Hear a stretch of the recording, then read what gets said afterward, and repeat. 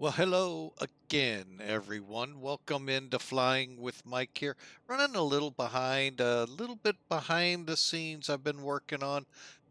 Still working on trying to find that additional something for the stream. I just haven't found it. But today, let's well, we're not actually rolling the clock back much. However, many fleets are getting rid of the MD11s for age and other reasons. But we're going to fly for FedEx today. We're going to do a little Panda Express from Phoenix, Arizona, up to the hub in Indianapolis. So I hope you enjoy. Got about a 2.5 hour flight ahead of you. So I really hope you enjoy this traveling. Now, the biggest tip I can give you on how to fly the Rotate MD11, and Boeing fans, you're really gonna hate me. But just keep in mind this is not a Boeing aircraft. Yes, Boeing gets to say, "Ooh, we have the MD11." No, they didn't build it. A little company called McDonnell Douglas built it. MD. Y'all may know that from the Mad Dog 80s, MD 80s. Well, they're the ones behind this aircraft. And get that frame in your mind. And then here's what's going to blow it. Think Airbus. Once you put that together, this airplane actually gets to becoming a lot easier to understand. So I affectionately call it the Airbus 11. Um, Sorry, Airbus, I've already coined it. You can't have it. No, just kidding. But anyway, folks, I want to welcome you aboard. But keep that in mind as you watch the flows as we get this plane going.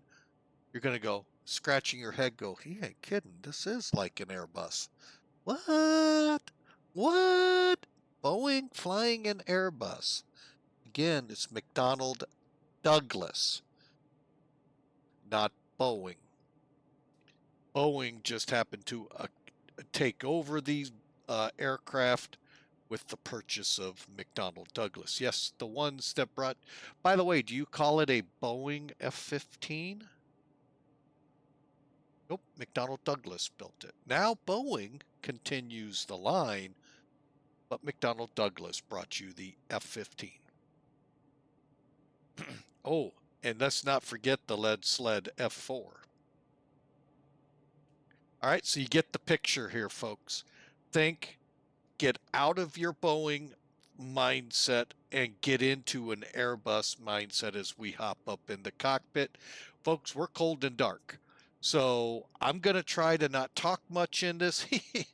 You know how much that works. And we are going to fire this up after a quick brief, hopefully pre-brief.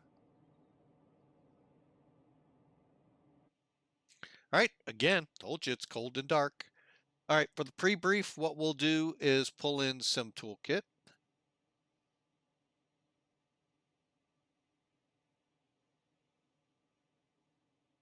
All right, so with Sim Toolkit up, folks, this is a really good utility I do recommend all of you get.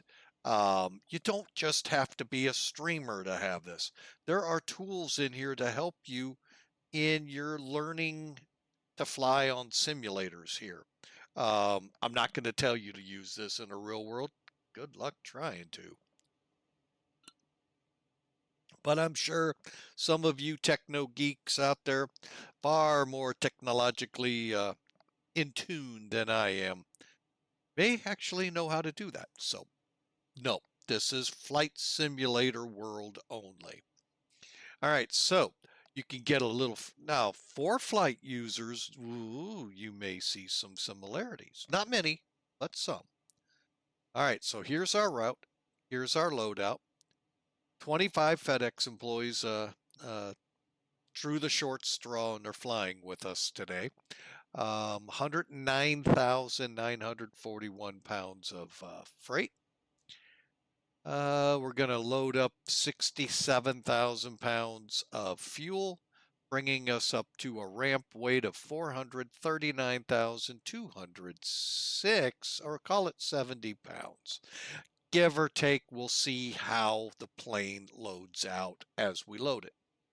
We're going to go through all of this, folks, so pay attention. Again, I'm going to do my best to just let the screens talk and not me, so you all can see what needs to be done. I'll point out some key things you need to make sure along the way, but that's what we're planning here.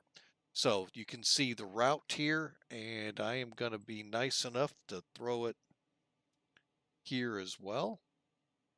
Okay, it's in the chat as well, and we're going to actually enter it. All right, so you can see how Airbus-ish this plane really is.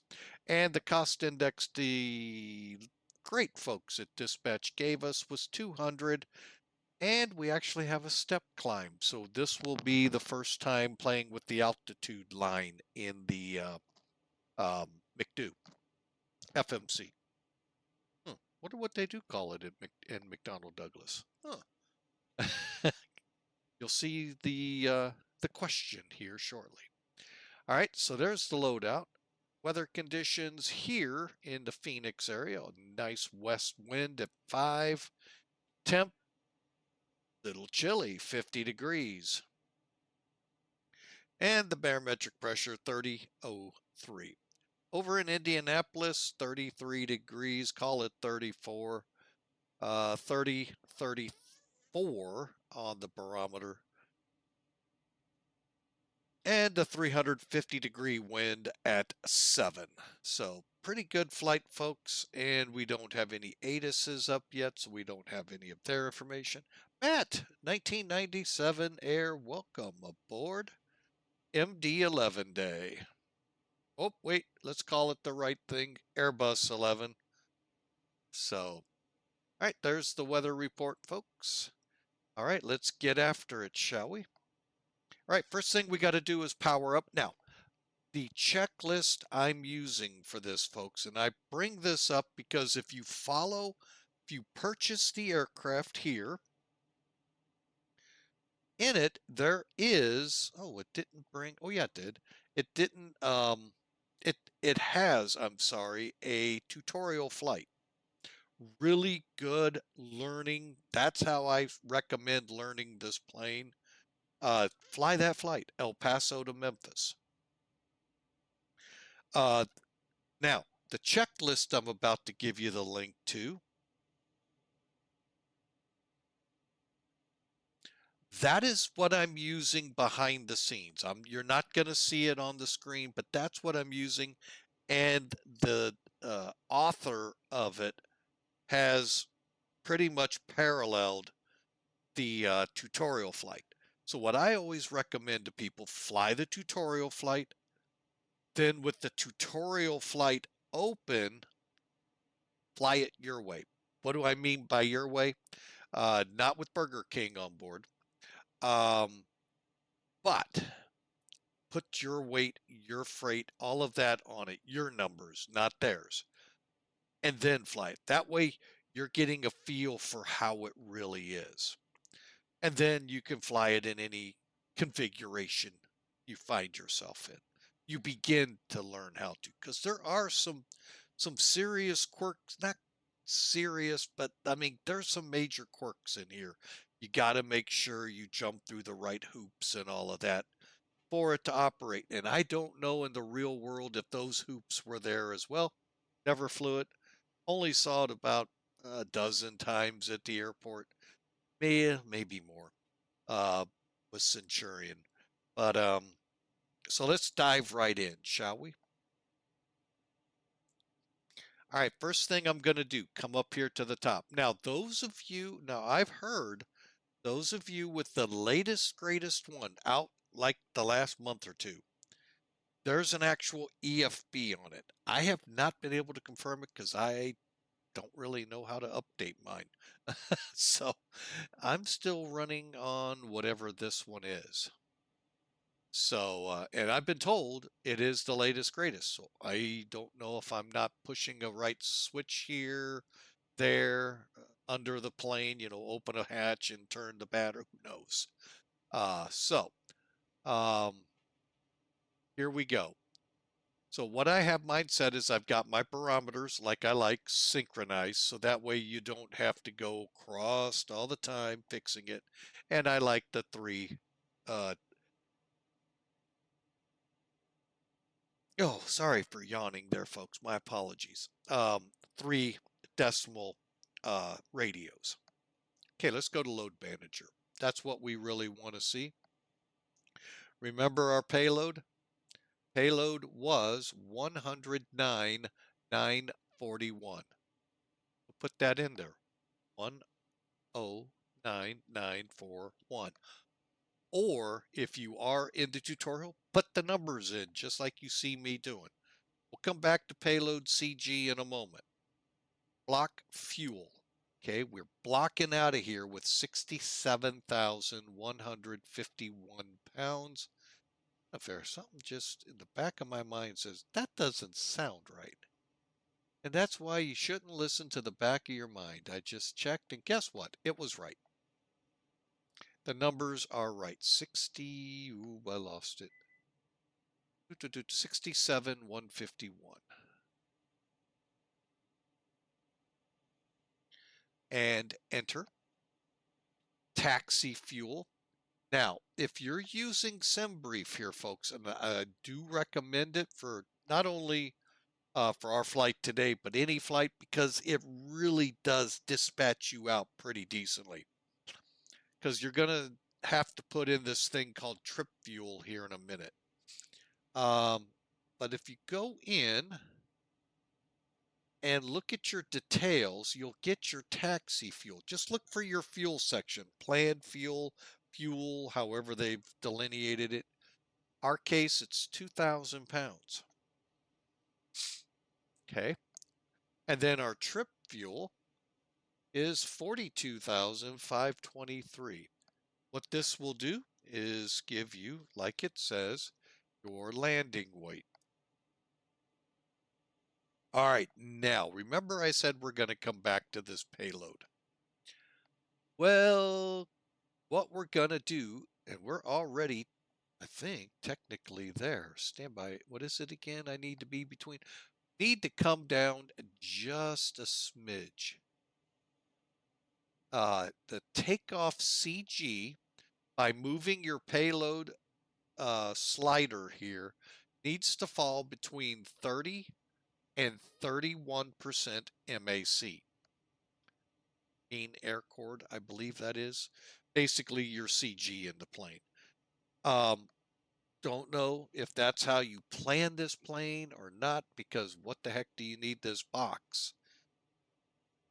If not, I don't get it. So, but again, I'm just a private pilot, folks. The stuff of commercial pilots and ATPs, airline transport pilots, I know very enough to be so dangerous. You don't want me in your cockpit. All right. So, with all of this, you could click here and it's all set, ready to go. I like going to here. First off, I'm going to request ground power. Chocks are already set. And let's go ahead, bring in the cockpit stairs. I'm sure the pilot doesn't want to rock climb his way somehow. Not sure how he would do that after the landing gear to get up there. But anyway, to get inside the plane. And then I'm going to go ahead and open the door and the lower doors. Why didn't you open the top one? Well, let's show you. I'm going to close this for a minute. Reposition the camera here. Stand on some of the freight so you can see it.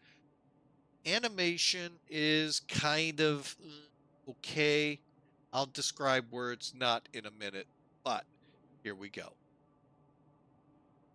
Come back here, hit aircraft menu, fuel service, request.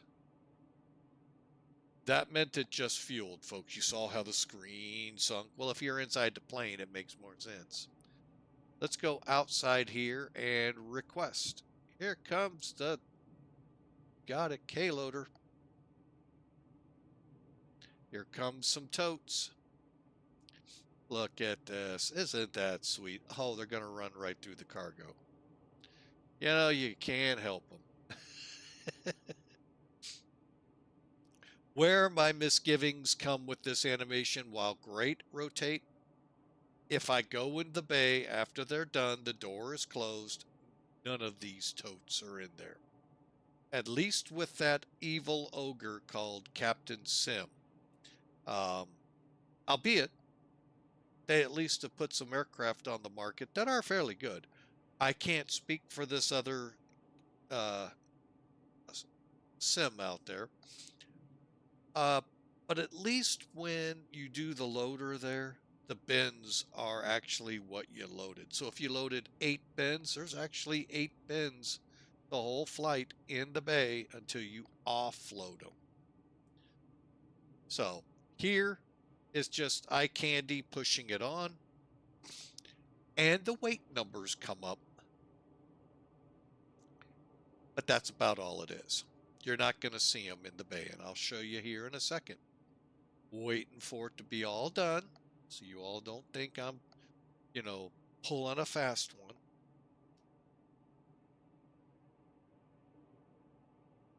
But that's one of my big critiques of this plane. Okay, you saw the bin right about here, right? Okay. We're inside the airplane, folks. Well, that looks empty. Yeah, see what I mean? They're not there. There's not even enough in, there isn't anything in there to even bring it up to 109,000. That's where I kind of like the eye candy on the outside, but if you're going to do that on the outside, take it the next step further and actually load it in. Anyway, just me. That silly guy, we call flying with Mike. So we've got the plane loaded with our 109,000 pounds of fuel, 62,000 pounds of, 109,000 pounds of cargo, 62,000 pounds of fuel. We've got it delineated out. Everything's ready to go. Time to prep the cockpit. Real quick, make sure your cockpit lighting is set. It's kind of hard to do in a dark environment. Some of these, you're like, how are you supposed to do that? So I come in and immediately go up here, battery switch on. I like to get the guards back over things, folks. All right, engine APU check. Forgot how to do that. I really did forget how to do the, well, here we go.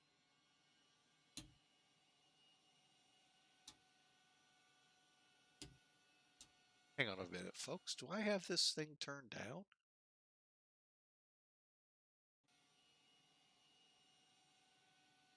Oh, well, we'll find out here. Okay, so we saw them light up. All right, next would be establish yourself to ground power or the APU. For now, let's go on ground power. And then we'll finish up cockpit prep. We definitely have sound. I hear it myself, folks.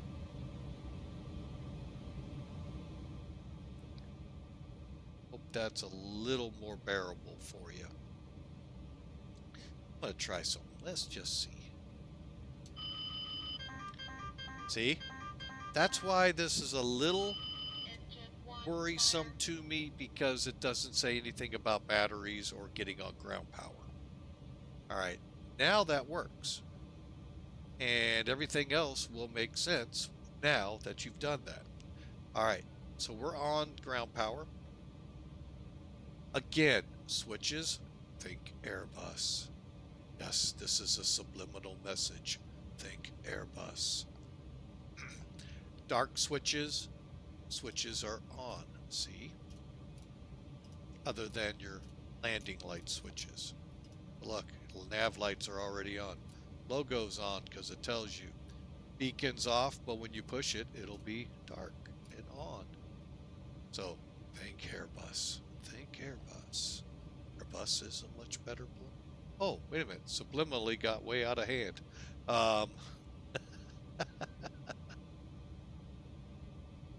Sorry, folks. All right, we'll get the defogs on and let's do it. I'm going to start moving pretty quick here, so just kind of watch and see what I'm doing here. I'm basically, for now, setting up my cockpit lighting. We're kind of in a situation where we may not need it.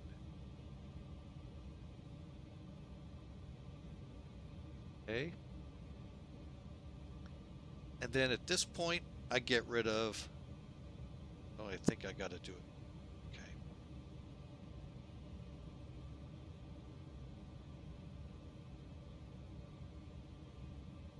Get rid of this one too. The reason being they just really get in the way. I'll bring them back on approach so I can pop it off real quick, but really, folks, those yokes get in the way. I wish I could just do like an airplane, yank it out the window. Oh wait, how are we going to steer? So here we go. So we've got electrical power on. We're started. We're going to go ahead, crank the APU up. All you got to do is push the APU power. Boom. When this stops flashing, just like think Airbus.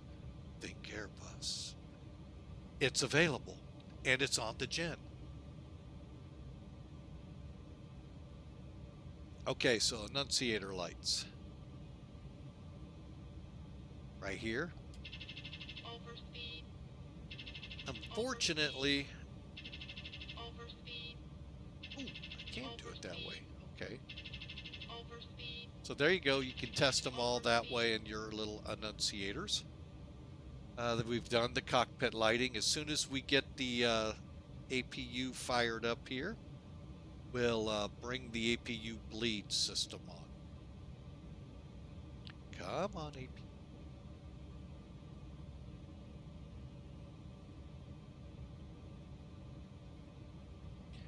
And as you can tell, it's pretty true to course.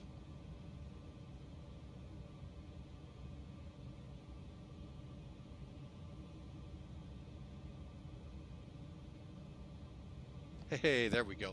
Now you see your AC power's on and things are beginning to light up here. We'll put the APU bleed on. And what we're going to watch are the packs come on as the isolation valves do their things.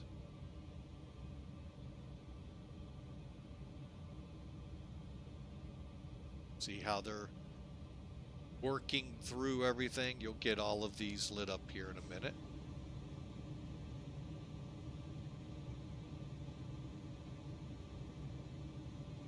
Okay, and at this point, folks, I need to take a small break. Unfortunately, I need to use the restroom. Stand by.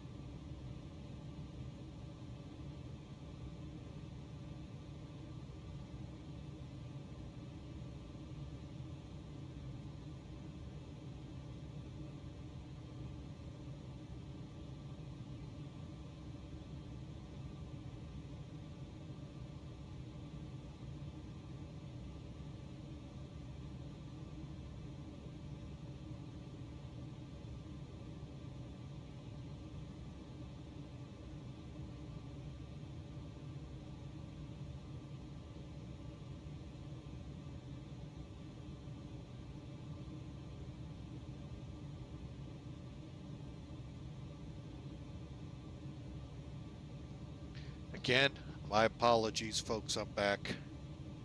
Oh, one day I guess I ought to see a doc. But anyway. All right. So we left off just getting air into the plane, all of that good stuff. So it's cooling down, warming up, depending how you look at it. All right, let's do the IRS and move on.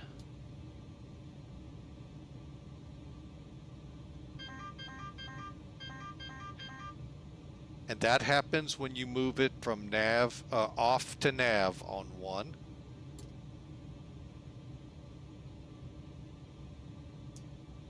Okay. It doesn't do it with the others. You can see maybe, folks, if you get your magnifying glasses out, the needle moving. Okay. And then we're going to move on.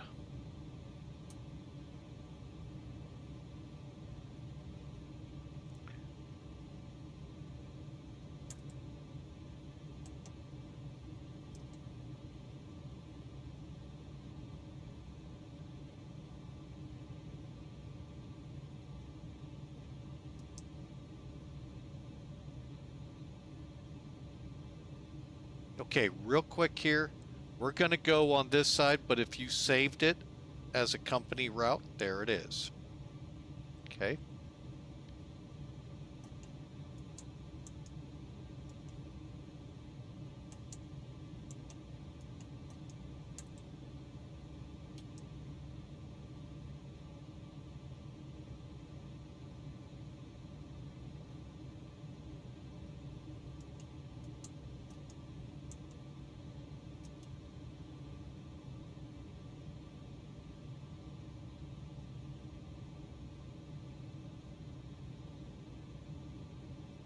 And again, just like think Airbus, think Airbus, think Airbus.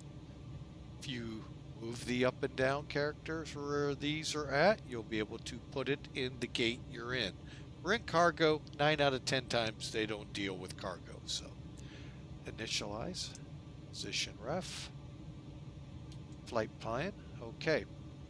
And that's all we need to do at the moment. We'll come back, throw the flight levels in, the flight number, temperatures. Actually, this I really don't really know how to do much, and our CI. That's all we need to do for now, because now we have a hydraulic test to do. So let's set the MCPs up to hydraulic. Then we'll go up. Hydraulic panel, think Airbus, at the top. Now granted, the fuel panel's next, then electrics and so forth, or yeah, you get the picture. Very similar. We just don't do this. Okay, so we're testing the hydraulics, come down here, and we're gonna watch it. What we're really wanting to see here, system 3 capacity verified 5.3 or greater. I don't know. Some of you that are going through math right now in school, is 9.7 higher than 5.3? And if you're in the School of Philadelphia, you may say no. And that would be a correct answer, because you can't have a wrong answer in Philadelphia. I'm poking fun at a guy that I work with.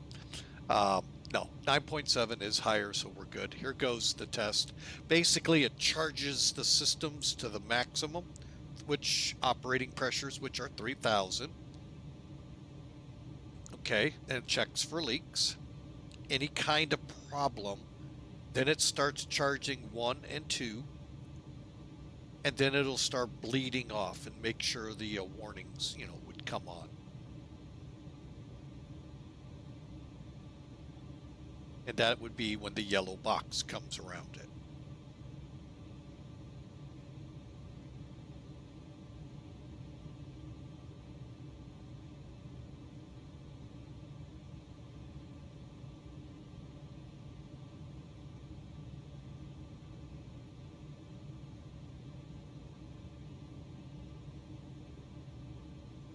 And then almost done, folks.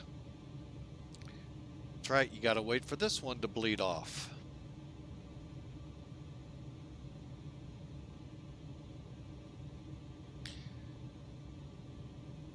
All right, test is complete. Let's move on. Comms. This is why a lot of times with this bird, folks, I will not fly it online. Um, Even when I have things appropriately lined up, I still have problems. So let me, I do want to take a couple seconds here, and I apologize. I know I took about 4 to 5 minutes there on that restroom break that I had to take. And I see Dummy here.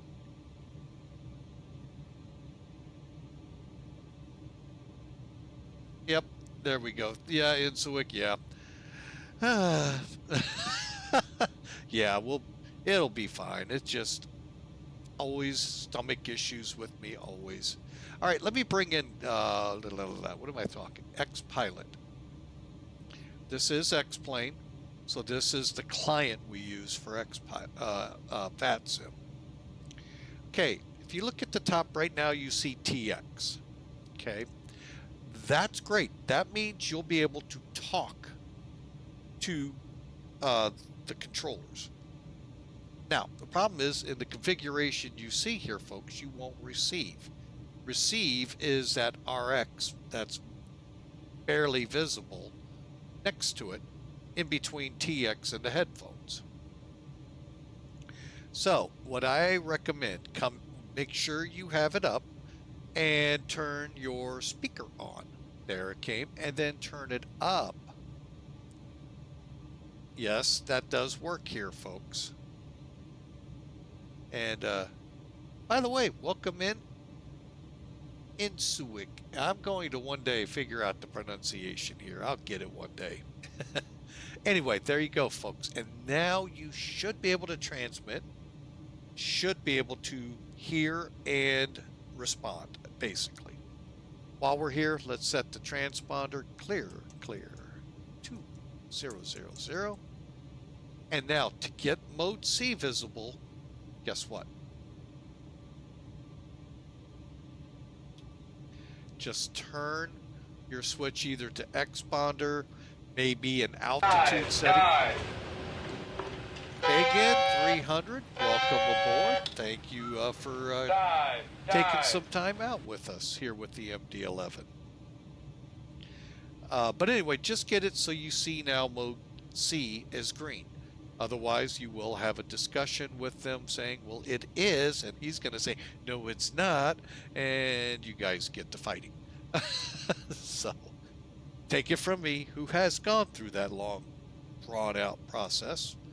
And as soon as your wheels go up, guess what? It automatically goes mode C anyway, and so it's a mute point. All right, let's get back into this plane. So we got the comms set up, 122.8, emergency channel here. We're all good to go. Hydraulic test is done. Glare shield set up. All right.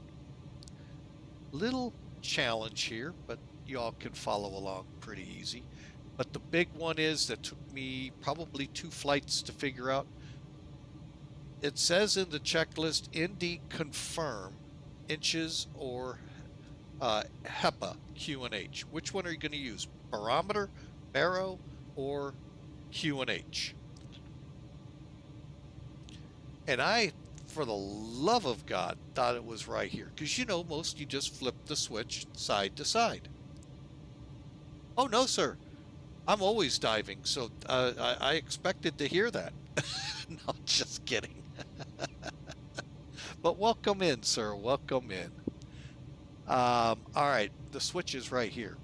And what that's going to do, let me just kind of work my way this way so you can see the nav display. Here's the altimeter setting. Switching it to HP puts it in Q&H. Oh yeah, folks, this took me forever. Is it this one? Is it this one? I was like, what? And then also, oh my gosh, it's a switch right above. So, yeah. And then we want to set our minimums, 200. So the minima is here, and we're already at 200. But if you wanted to work with the barometer, switch it over, set it to whatever that would be. I keep it on radar. while we're here, let me go ahead and set the temperature here. I'm sorry, the barometer is 3004. All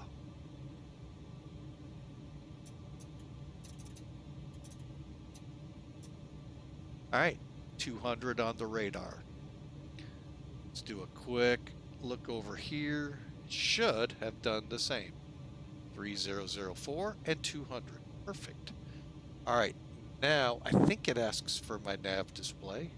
Okay, nav display, heading mag, heading and mag. That can be changed, folks, using your different, go to heading track and whatnot up here. And then we want our baro set, which is what we've done. Altimeter is set, and our bank angle. And that in the background, if you heard it, folks, is the mascot for Flying with Mike, a 135 to 150 pound shepherd mastiff mix. Massive is probably a better call sign for him. Big dog. All right.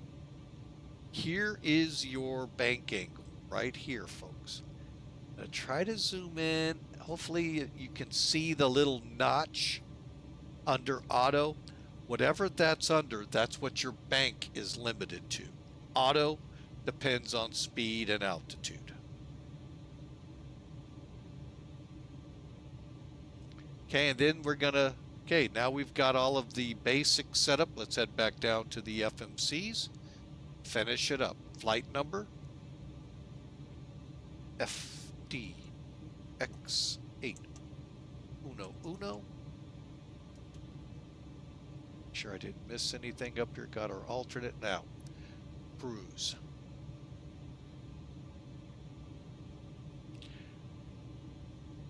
I'll be totally honest, folks. I've never done this before, multiples, so we're going to try it.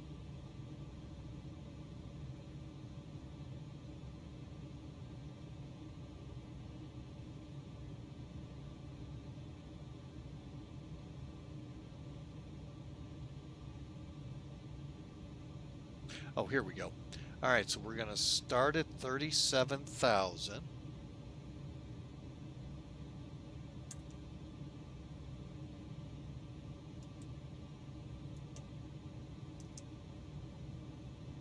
And then we're going up to 39,000. Oh, wait, I think I got to do it.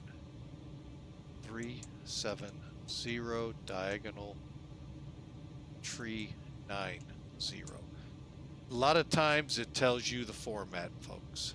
Yep, that's what it was. Now, this one's the one that gets me. All right, so flight level temperatures on average.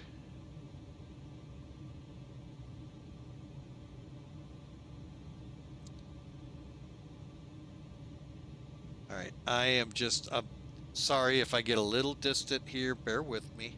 Whoop, whoop. Not that one.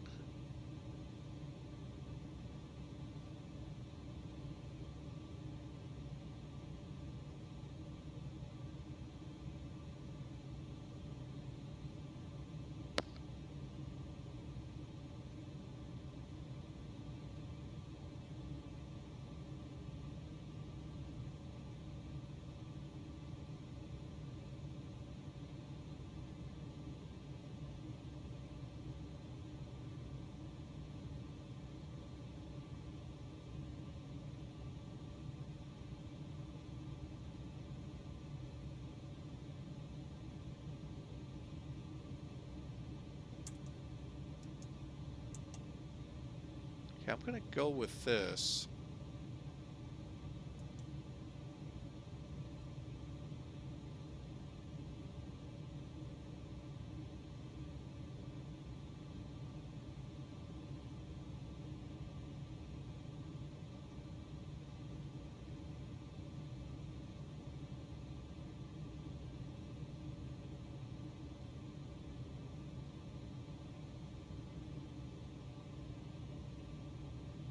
Okay, I am going to just try this out.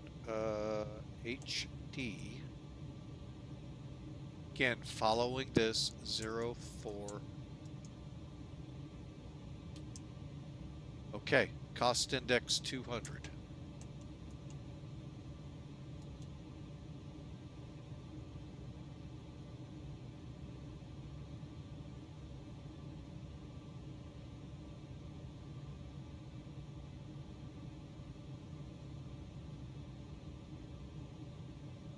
Oh, I got lost here. Okay, now, so we got all of that in. Now we're going to go to page 2. Init 2 or B. Think Airbus. Think Airbus in this plane.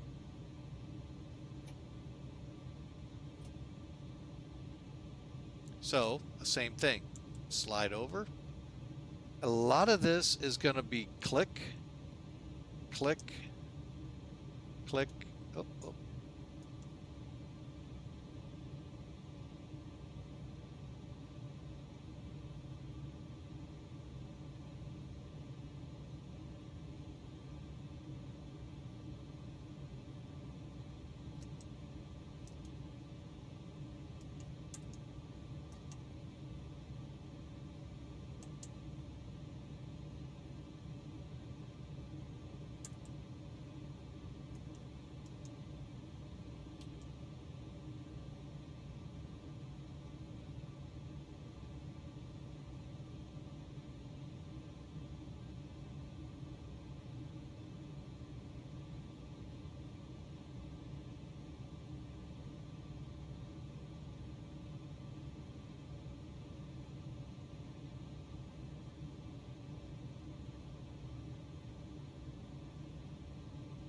All right, I think I got everything here. Let's go to F plan.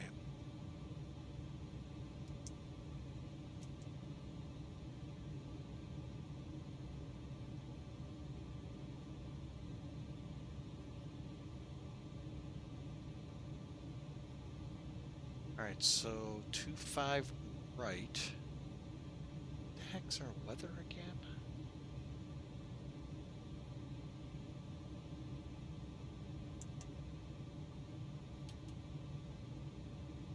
I think it's ABQ.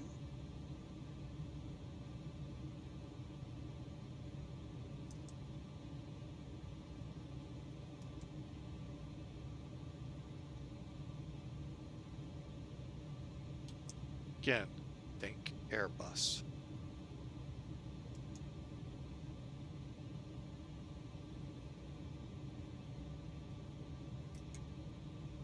All right, what I just did, I moved it into where I wish we could put this, so you all could see it better.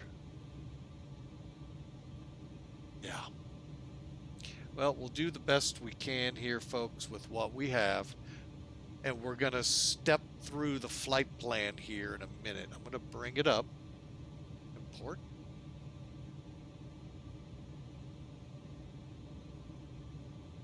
Okay.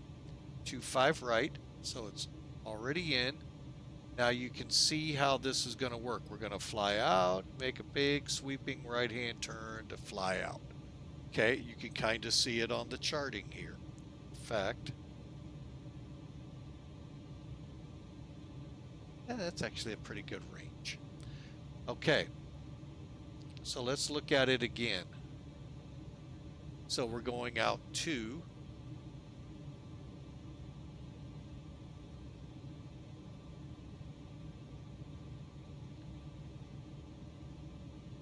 all right, so Genol. There's Genol.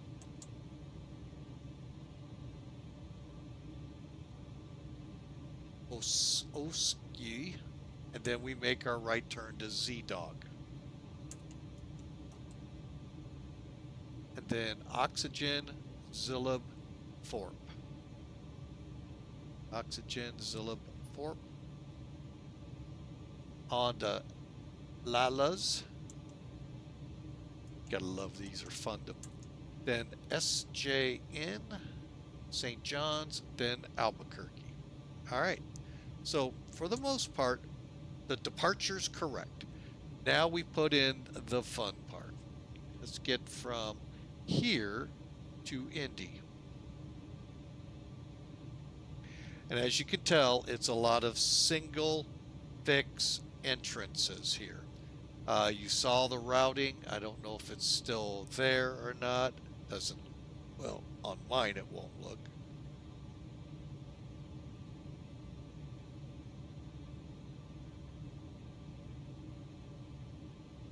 On a second.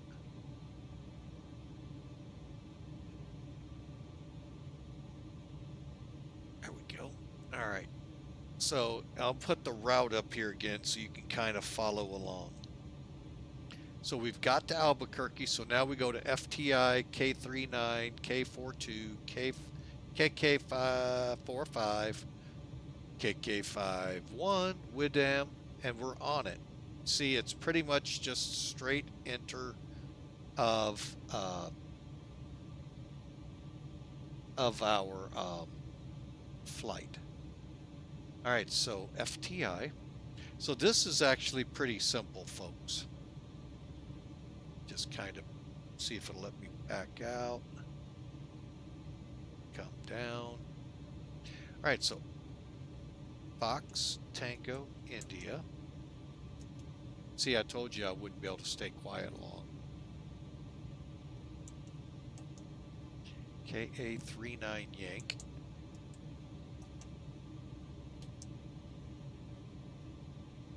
KK42.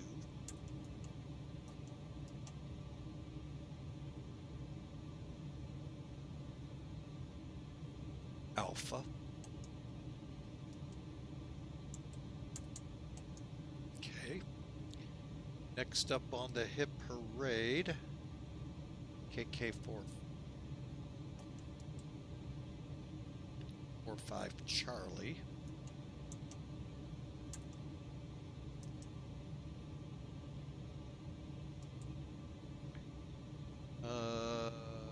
KK51 India.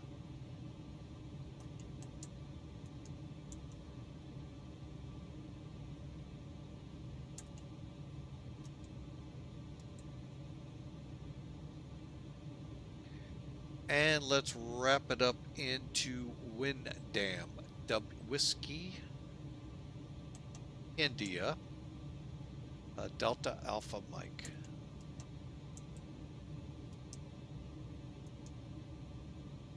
All right, now with this, what we'll do is the same thing for the arrival. Click Indianapolis, click star. All right, here's where we're gonna have a little fun. All right, first thing we know is Smook 2. So let's, whoops, that's on my end. You all didn't see that.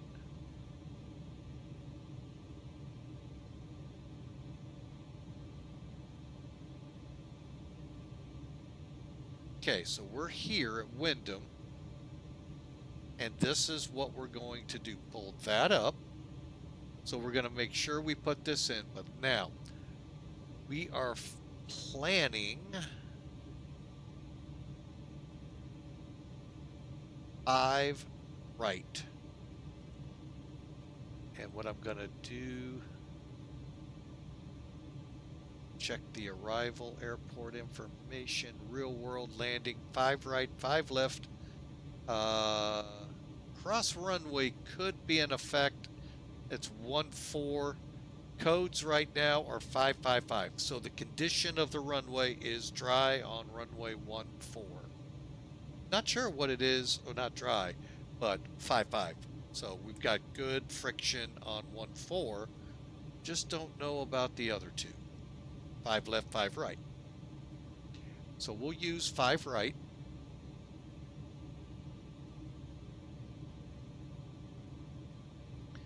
All right, let me get rid of this. Okay, so now, kind of zoom up here a little.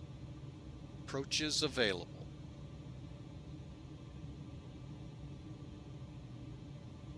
Interesting that they smook. Let me read the smook. Hang on a second.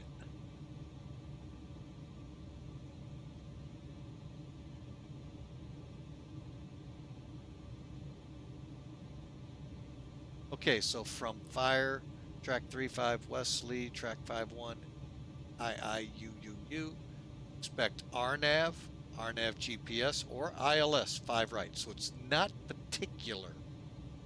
So basically what they're saying is, what are they saying? Oh, here we go. So from fire, we're going to come up to here, and we can expect these arrivals from IUUU. All right.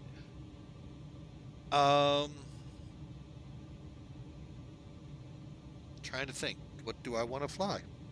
Let's keep it simple. It's right up on top.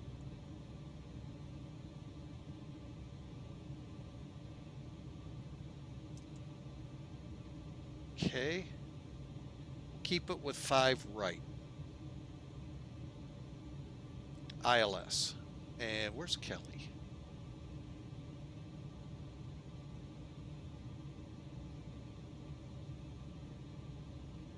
Okay, we don't want Kelly. If you look at the chart here, folks, here's the IIUU. Here's Kelly. Another 10 miles back. So let's just keep it as is. Now, let's look for Smook 2. So what I'm going to do over here, just put it to final, and there we go. Straight in. And then it shows where we go out.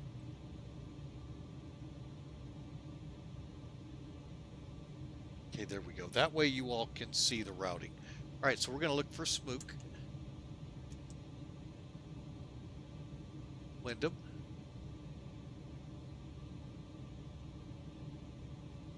Insert. All right, so again, see how it works Airbus. We're right back where we were. Wyndham. Am, or maybe Pan Am.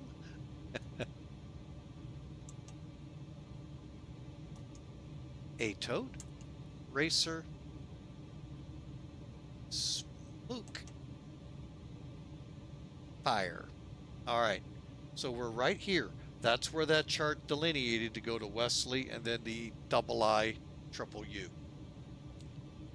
All right, interesting setup here. We're going to go clear, clear, and that'll take away that discontinuity.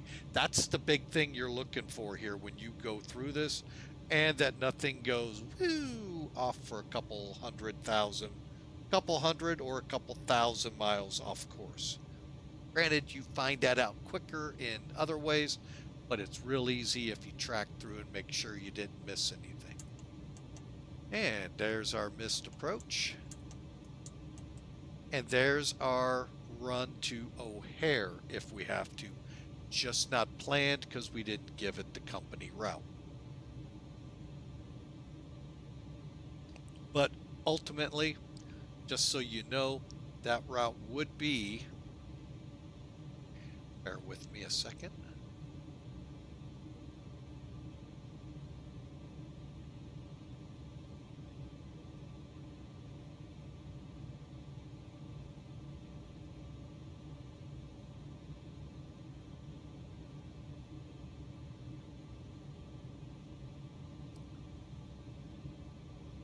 Okay, disregard. I don't have it.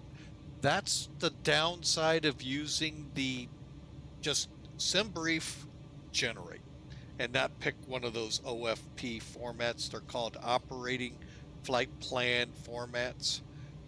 The American Airlines one will tell you your route from Indy to O'Hare.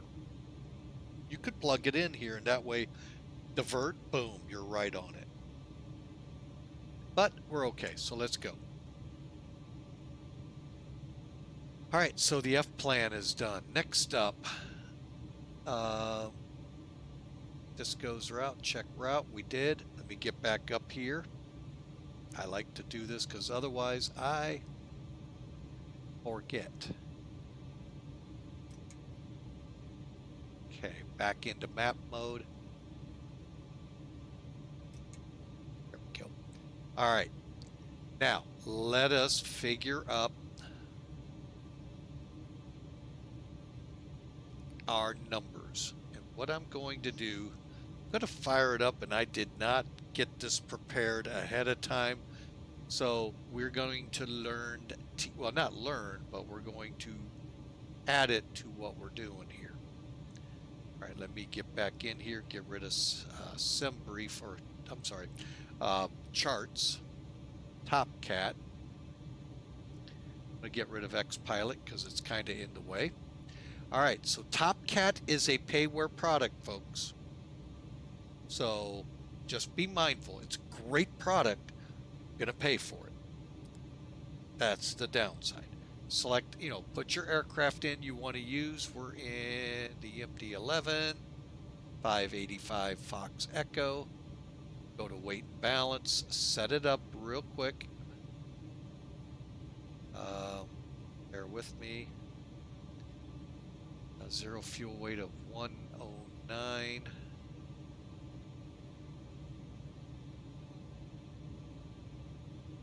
Correction 372.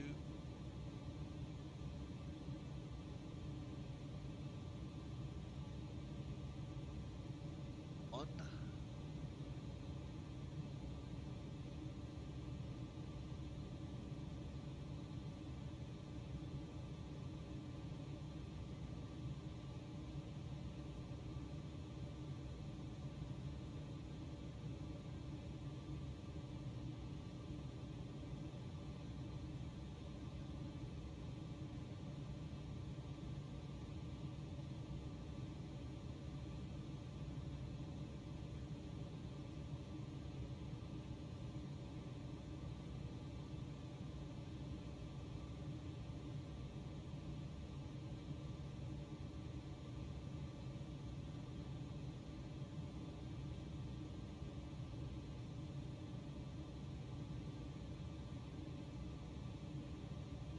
Okay, bear with me a second here, folks.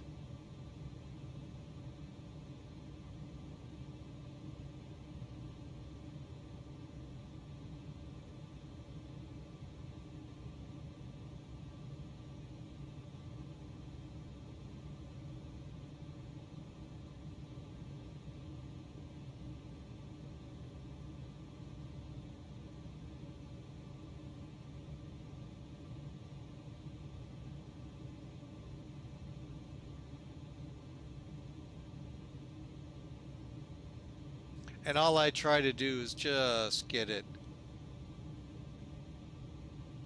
close. And that's about as good as we're going to do.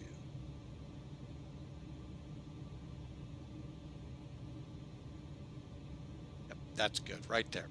All right, fuel that we can put in 67151. Taxi was 2000. Trip fuel. Hang on.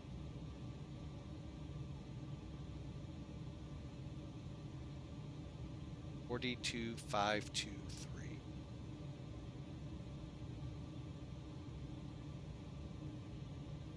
All right, real quick, just in case it shouldn't, but HX KIND and our alternate KOD. Okay, let's go over here. All of that to get to this page. Taking off 25 right, 10,300 foot runway.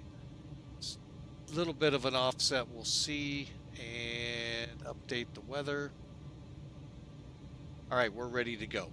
Okay, how this program works, folks, it'll set up your takeoff. It'll also set up your landing information. So we've got the basics in, everything's confirmed. Click compute.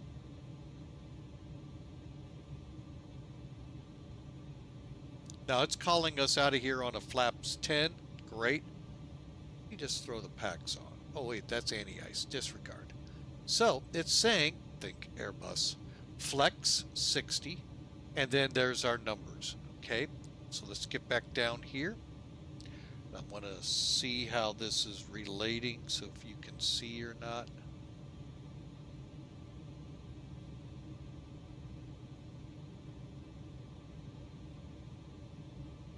Perfect. All right, because I'm going to zoom a little bit. All right. So This is our flight plan. Next up, we go to takeoff approach, not perf. Like, okay, first let's do NavRad. Everything looks good. Let's go to takeoff and approach. There's where the mad dogging comes into this, okay? Little bit away, but overall, it looks just like Airbus. Subliminal Airbus. We're going with a flex of 60. Pulling it up right now, folks. So 60 on the flex.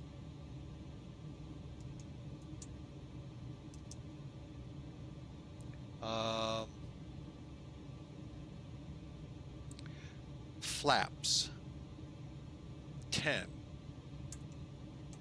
We'll have a little fun with that here in a minute. Runway slope. In this case, you can see we have a minus sign, so that is down, DN, 0, 2, slash our wind. This is a headwind or a tailwind.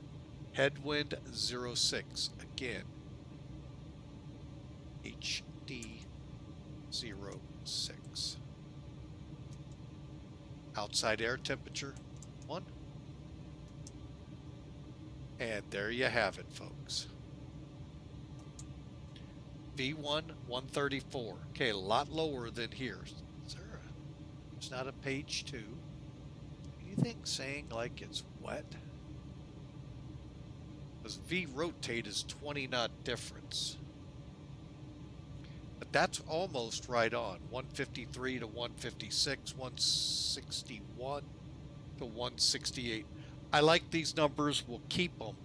But again, it's giving you a lot of information here. Our state trim needs to be at 4.3 and so forth. So, and again, see a lot of this data, folks. Airbus.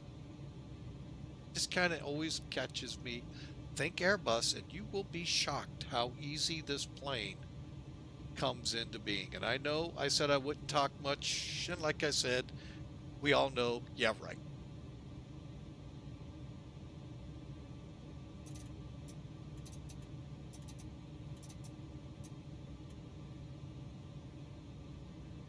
Okay, let's set up here. Front control panel. All right, we want to make sure our speed 250 at or below 10,000 unless you have restrictions on your departure.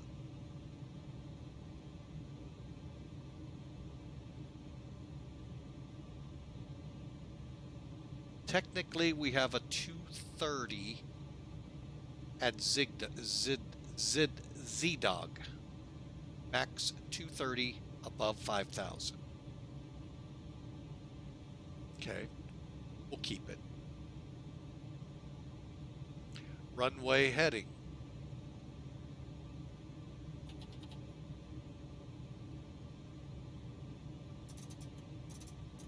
Oh, I think I...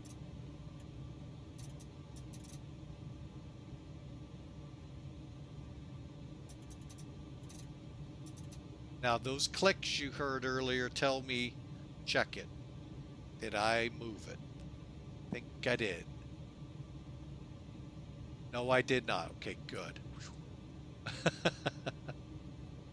All right, coming over.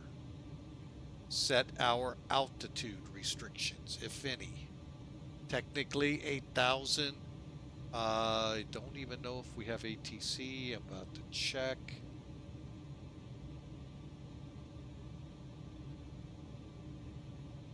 Nope. Okay. And finally, altitude, let's go on up to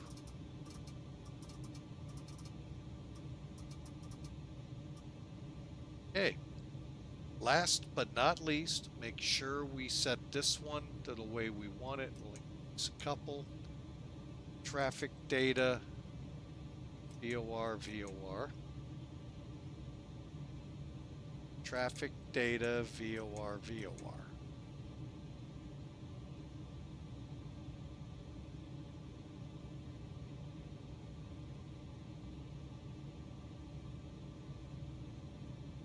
That, ladies and gentlemen, after an hour and 5 or 10 minutes, has got us ready to go. Okay, 10, 11 minutes, get us ready to go. All right, let's do it. All we got left, oh, let's get in here. We're on APU, so I can go a little external power off.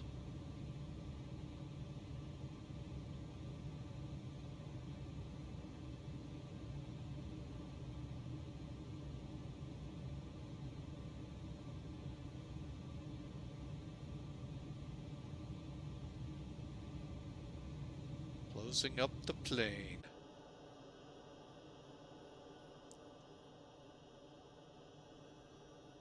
The only thing that should be on now are the chocks. We've already closed the cargo bins. APU's running, and we're ready to go.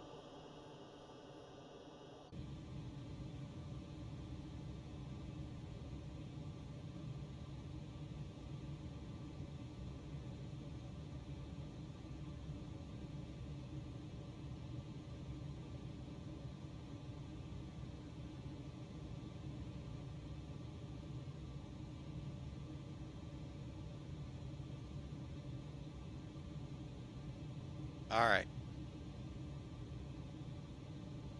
I want to get us online.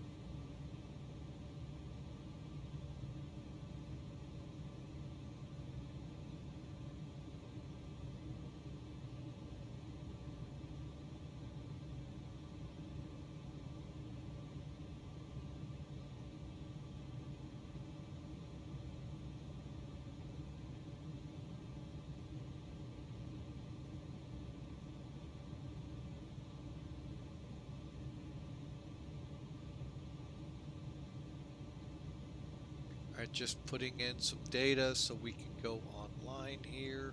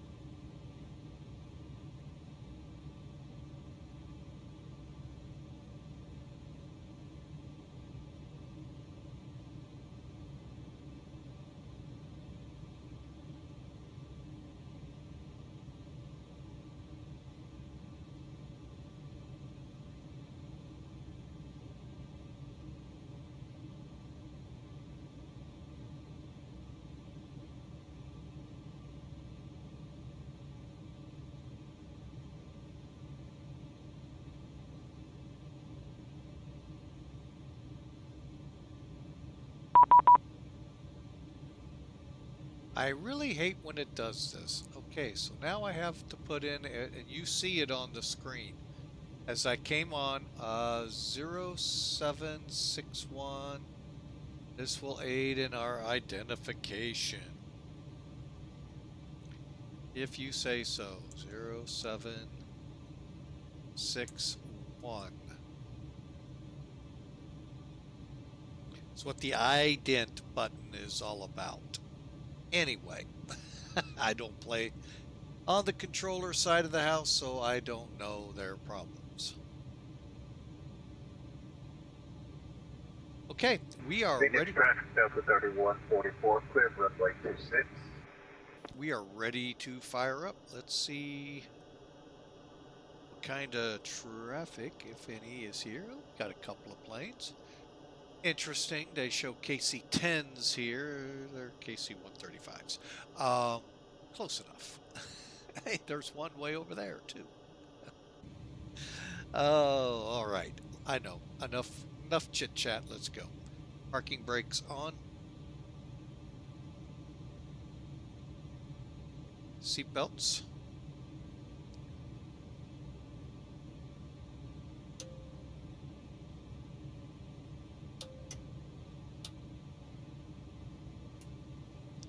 Emergency lights armed. Beacons on. Okay, and again, arm, arm.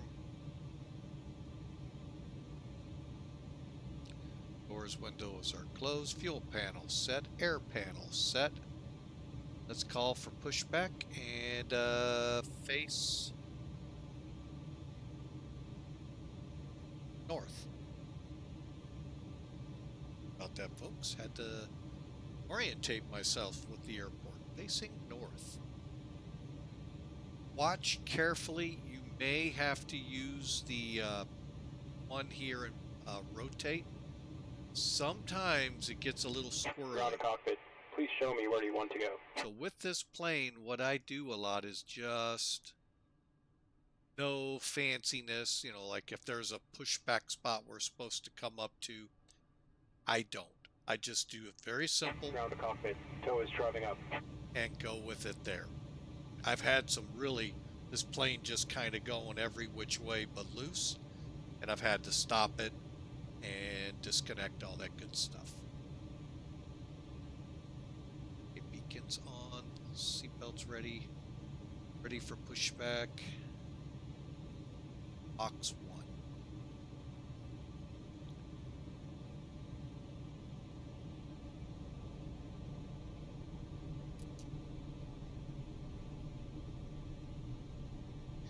Now clear the chocks.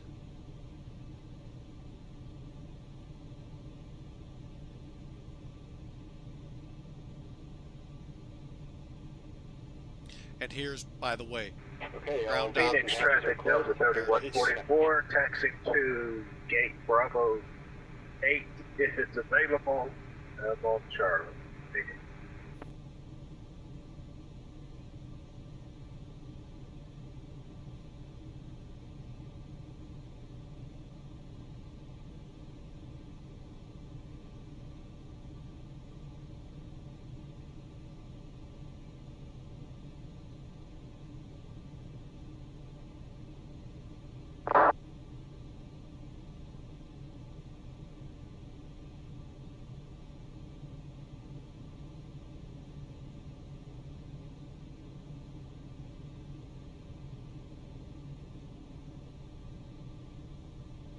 Tow connected and bypass pin inserted.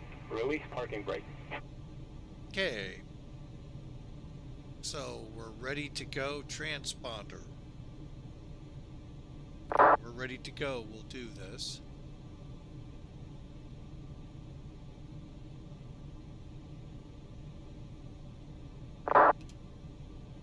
Okay, transponders on.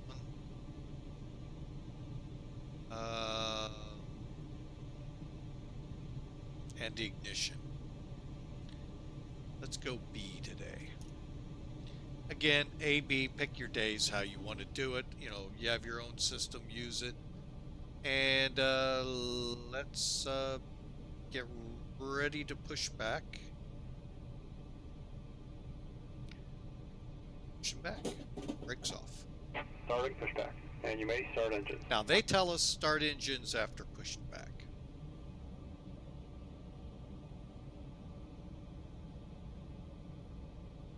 If you notice, we're still on hydraulics. If you just go to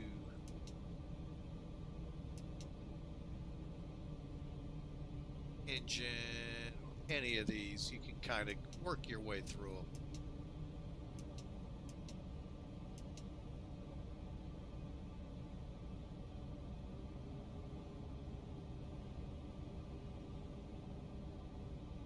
I have a feeling I may have to get on it.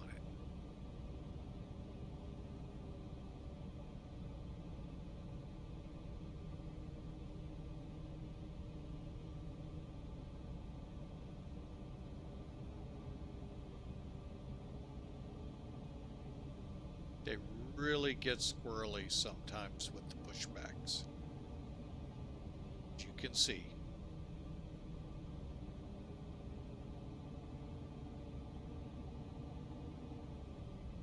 This plane is the one that does it the worst.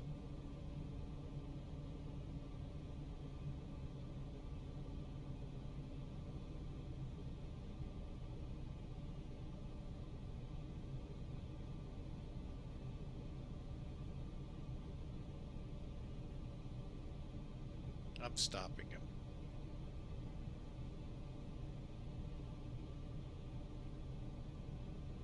Mainly because plane's running out of barf bags. Operation complete. Set parking brake. I find the key bind here that I have does not work. Disconnecting tow. So Stand I by. do it this way. Okay, disconnecting. Let's go ahead, crank them up. Close, but not Airbus. Okay. Basically, we're going to start them up engine number 3. 1, so your wings first, co-pilot, captain, center. You start, up on the arrow, pull it out, get it lit. Then we watch.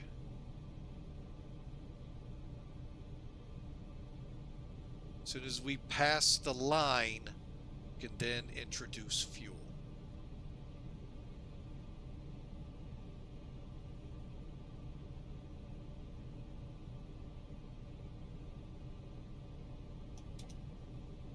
Tow is disconnected and bypass pin has been removed. Hand signal on the right. We'll see you next time and have a safe flight.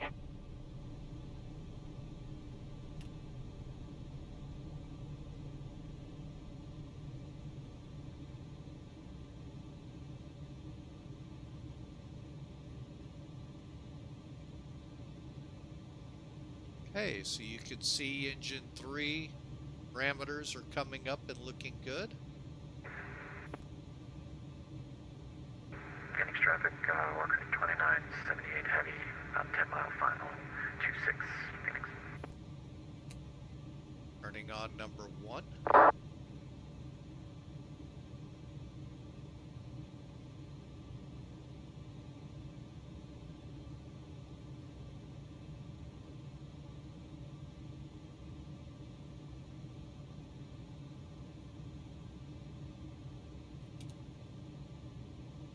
See how it says fuel off and then it goes to what your pounds per hour are?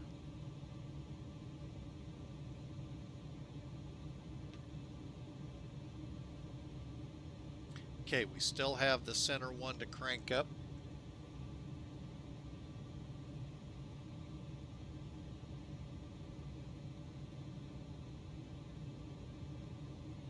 Waiting for it to settle down.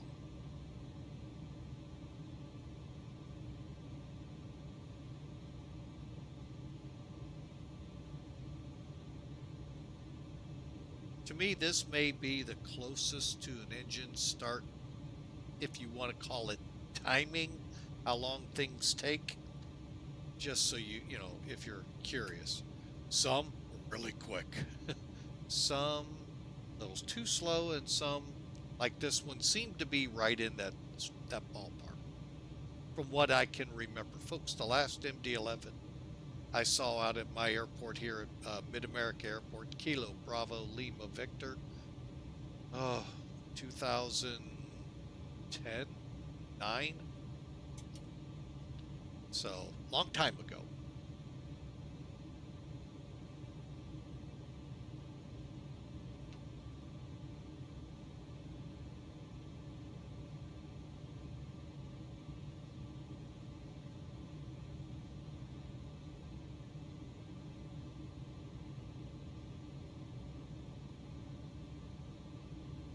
Seems almost like a lifetime ago. All right, all the engines are spooled. Let's do it. All right, window defog's on. Anti-ice as required. Right now, I don't think we'll need any. Air panel set and auto. Cool. Okay, bleed. APU bleed off. Should get pack 2 to come available. There we go. APU, all the electrics look good. Off.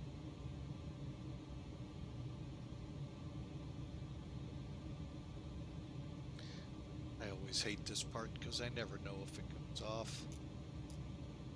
Okay. Where are we? Phoenix traffic, working 2978 heavy, short final, 26 Phoenix. Hydraulic panel, auto, pumps checked and set. Okay, down here. Configurations.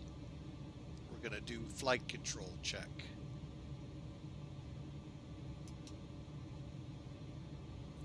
All right.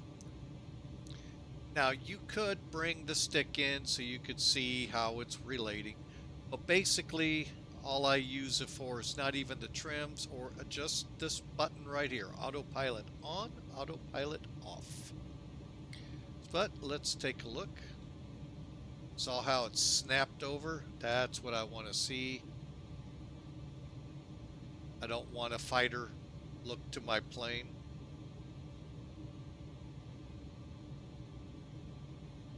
Makes it very difficult to control on a final approach.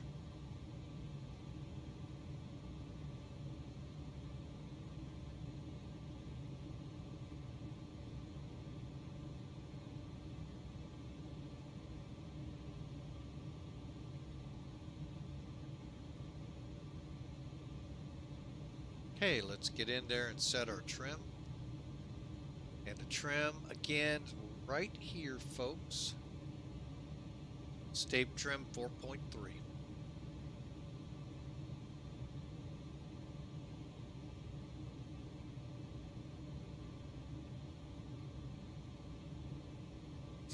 While I'm here.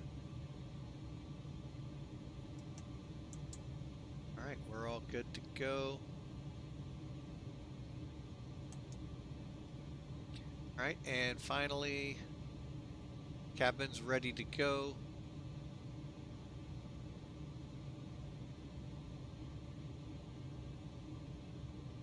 Let's see what they're talking about here. Engine.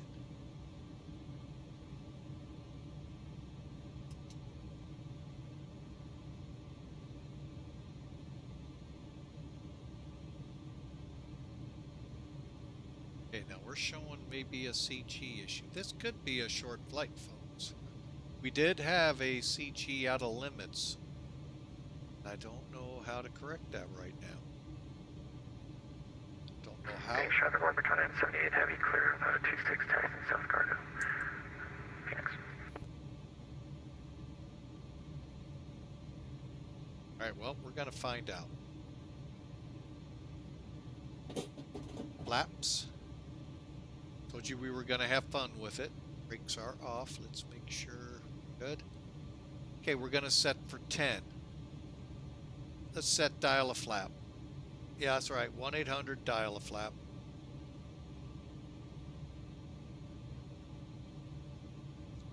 Just kind of funny they have it called dial a flap. You can set from 10 degrees up to about 28 degrees right there, folks. Really concerns. We're on our way.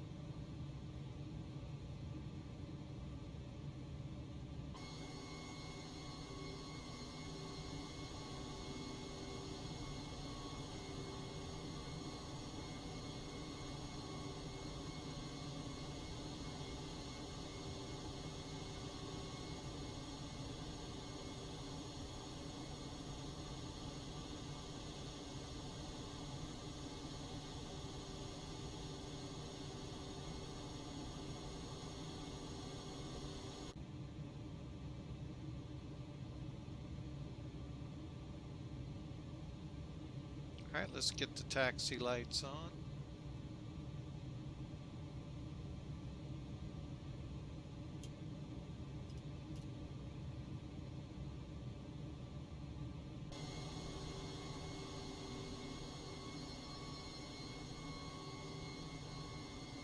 That's an X-plane thing I'm not very thrilled about. The landing lights and all not really showing up much.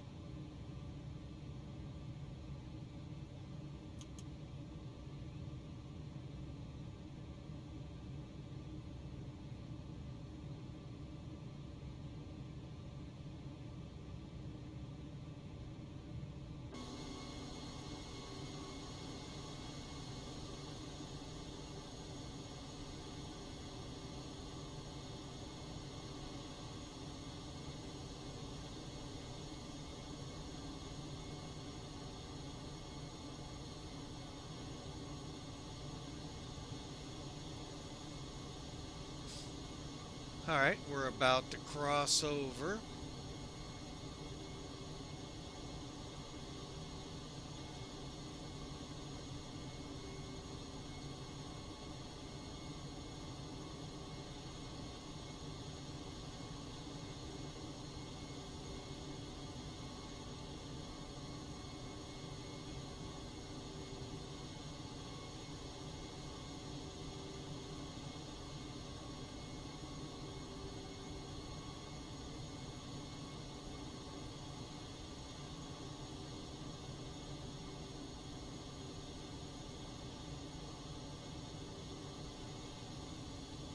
Like I said, I don't know. I mean, everything appeared to load right. I don't know why it's acting the way it is, CG wise. So hopefully that won't come into play here.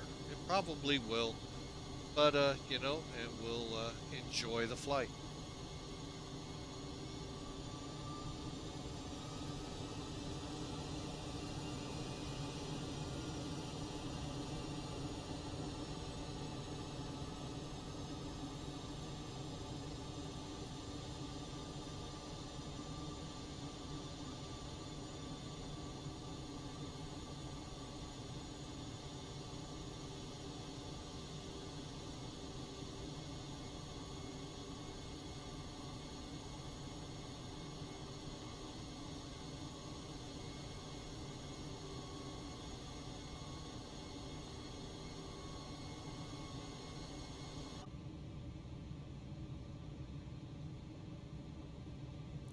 All right, we do have flaps 10 set, don't we?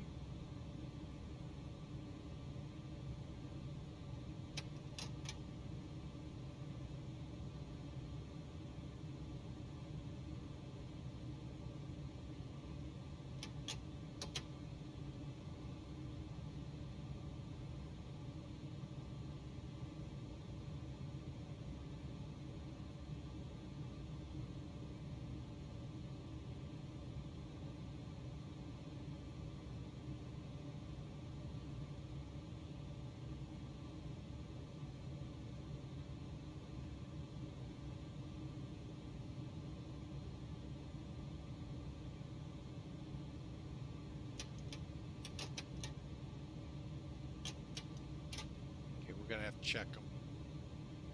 I'm not getting 10.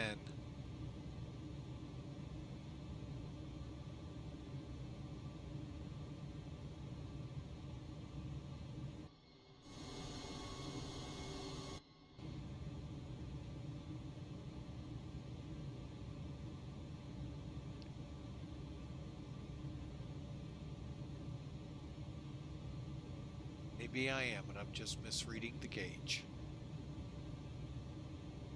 We'll line up here.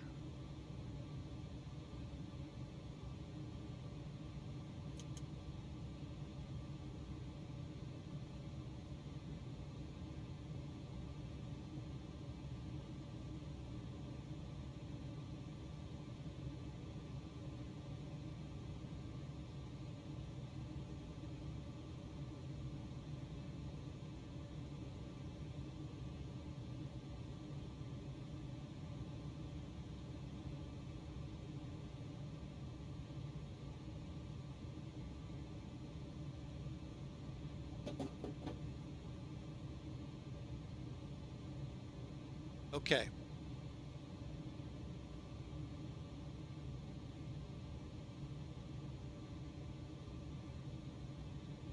Second, folks. Give me a second. I just want to make sure. Flaps 10. Case. Showing correct.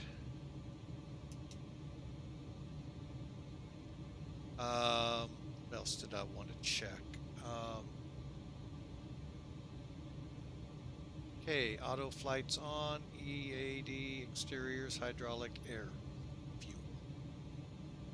Getting so many messages.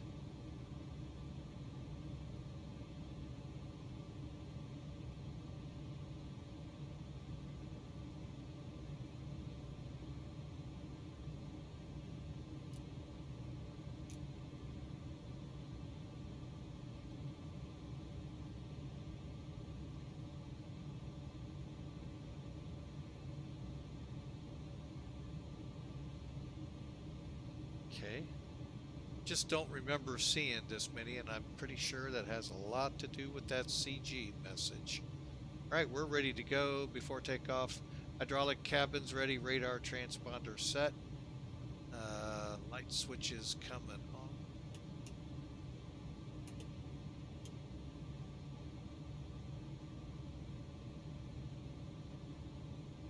Okay, here we go, folks.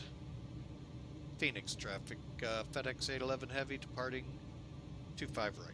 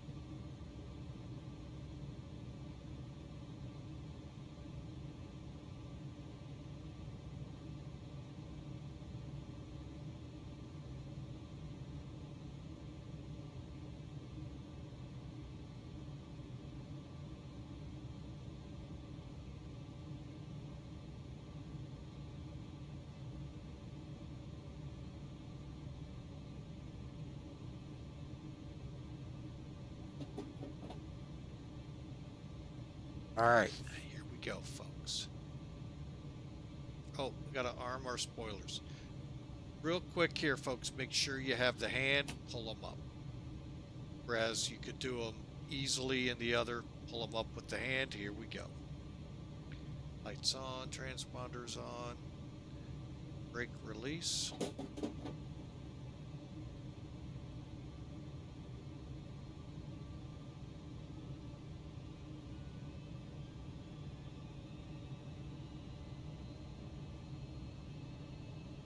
Engine stable, brakes off, auto flight.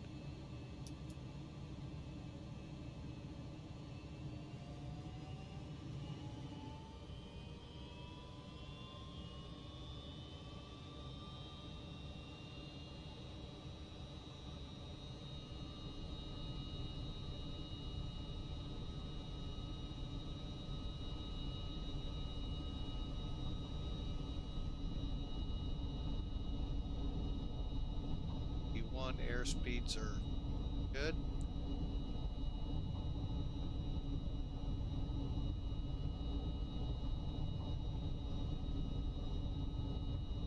V1 rotate.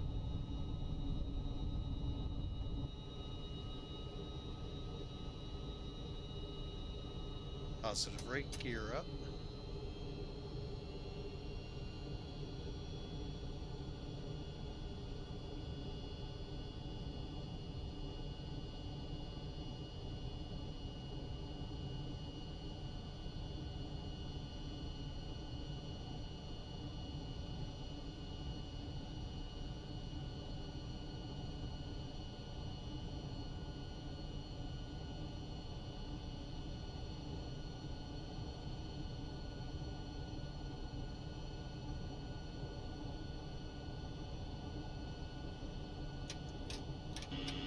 Stabilizer motion.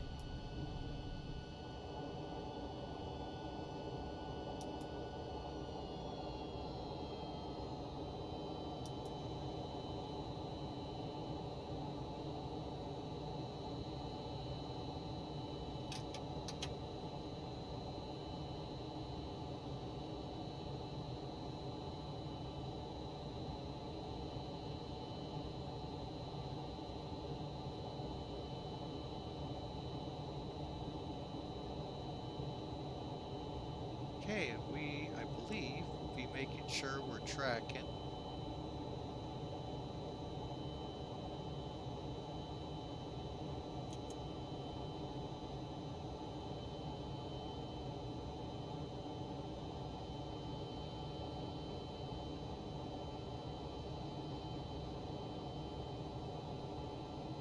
And we're on FMC.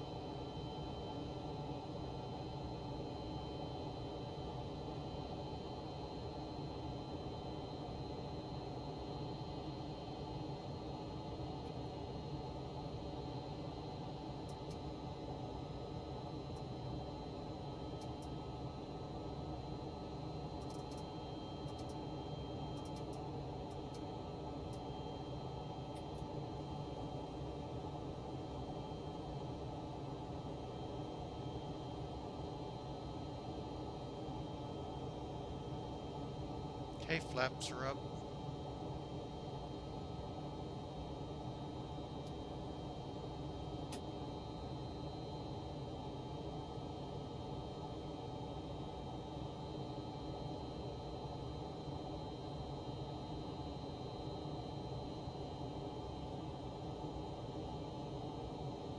Looks like we're tracking right on, folks.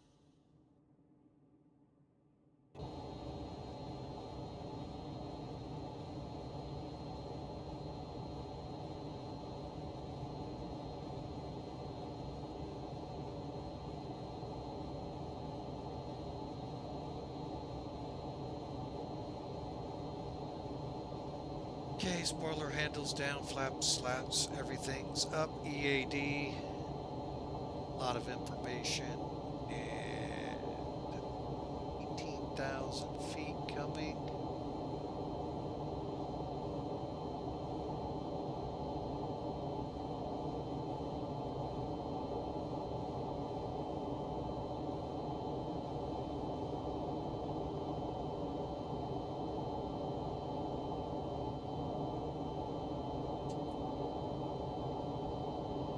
Okay, set to standard, and on we go.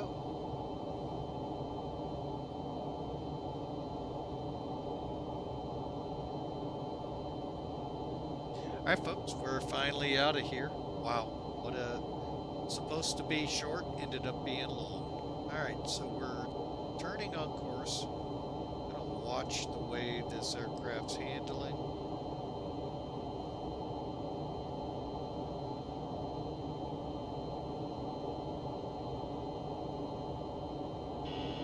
Stabilize their motion.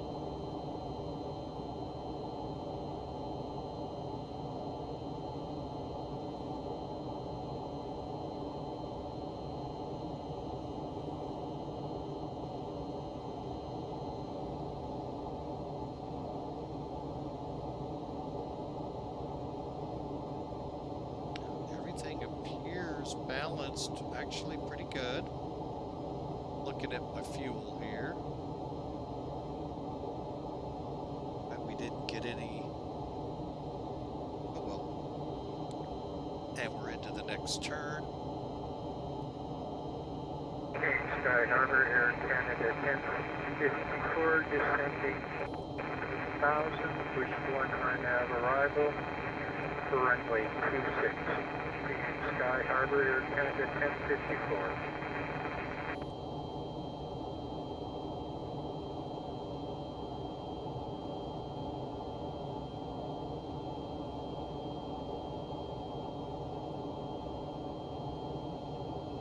All right, folks, and we are getting altitude quickly.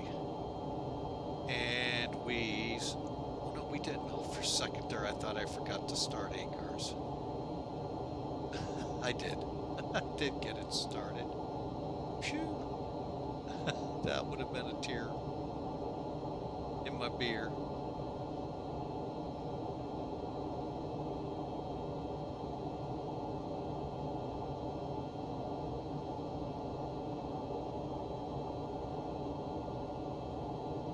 All right, so we are on our way, folks.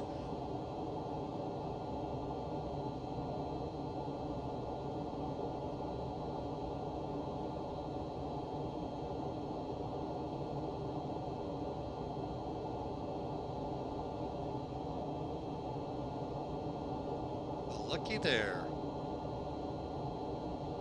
Guess the airplane figured he ain't listening to us. We're just gonna turn these idiot lights off.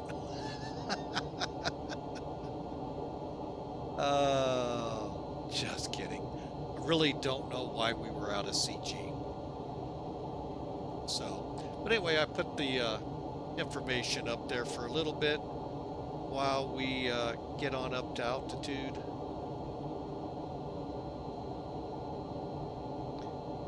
All right, folks, I don't know much about flying this plane other than if you think Airbus, folks, you're going to get this plane moving. That loading issue, I don't know. I had everything set per, unless if you're not running it heavy, you don't want the CG there. I don't know. Postulating a question out to the mass. I'll re-ask it after the commercial break. Hopefully, maybe one of you subscribers might know. And thank you for the subscription. Appreciate it. Hope our return with commercial-free, ad-free viewing is great. We are looking at potentially an A300 coming to the fleet, so we'll see. Hey, our rest of our crew is back here from the break. We were just trying to postulate, is it because I only put 109,000 pounds of payload in it versus the normal? Well, if you do the tutorial flight for this plane, you're putting on, because the checklist I use, it's this one again, just so you all are curious. Go to that. It's basically set up around the tutorial flight that's within the Rotate MD11 when you purchase it. And basically, wait, I'm not there yet. I thought I was. It revolves around 168,800 pound payload, 59,500 of fuel. And it breaks it down. I just know that the 30 to 31% back is what you're supposed to set for. Now, why the 109,000 that we loaded triggered all of this, I don't know. So I'm hoping those of you out there tuned in might be able to enlighten me, because I sure would like to know. I mean, I've granted don't fly this plane a whole lot, but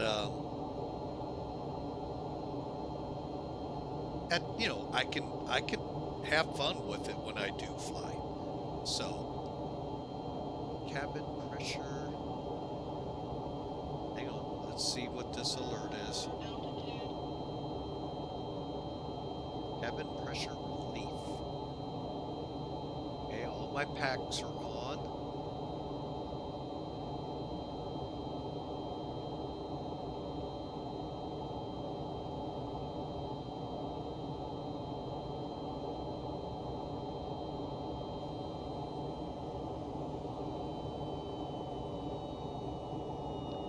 We're getting up to cruise, folks.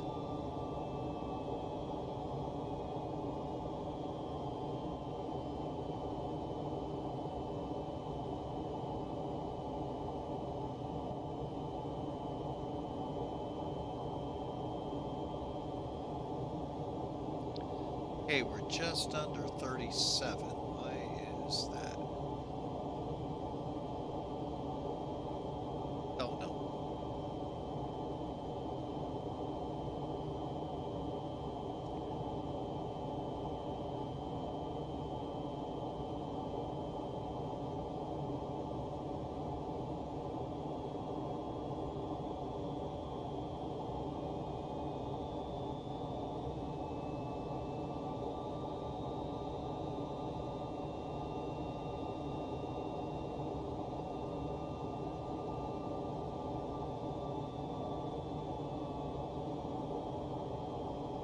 All right, we just pegged 37. Hopefully it won't start porpoising. That's another thing this plane is notorious for, where it'll porpoise up 500, down 500, maybe up 1,000, down 500, you know, just kind of waving itself through the air, and I don't know what causes that. But we're in cruise, folks. Sing the Hallelujah chorus.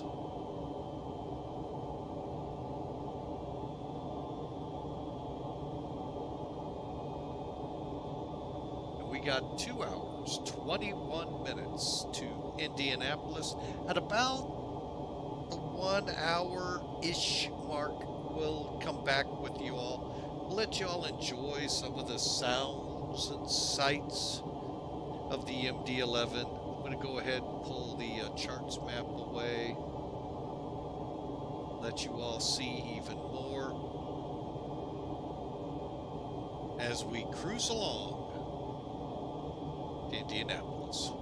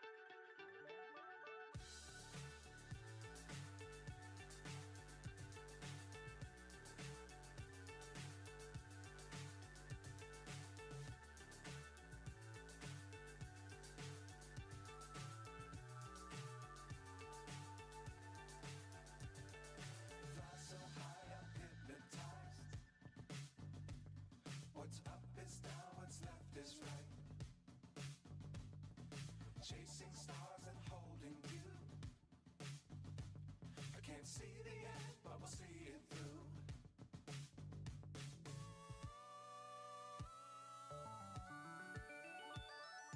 Flying, get on board. We're soaring on top of the world.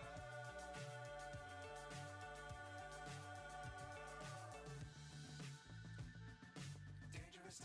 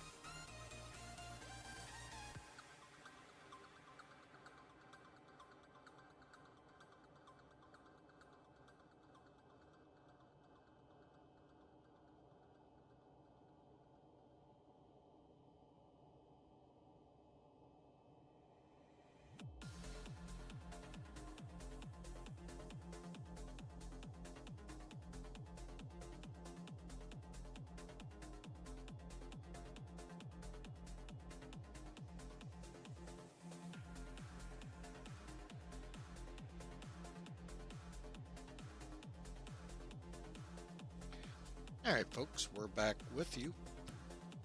Sorry for that little delay. It's just reading a magazine that came in for me.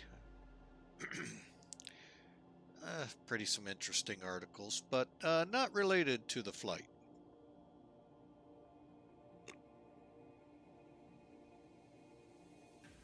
All right, looking up here, we got about an hour and 44 minutes to go, folks. So give me about another 40 minutes. And what we'll do is pre-brief the arrival, make sure everything matches, confirm we don't have ATC.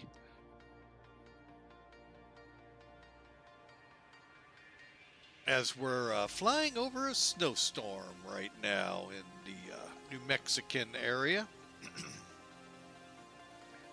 So hopefully won't be too much of a problem out at the airport when I get back there Saturday.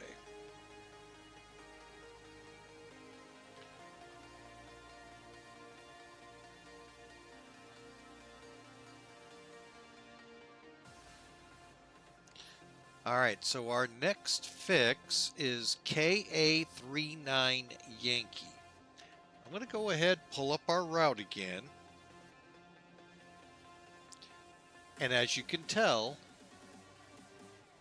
okay, it's not telling us. Well, why is that? Okay, we'll do it another route.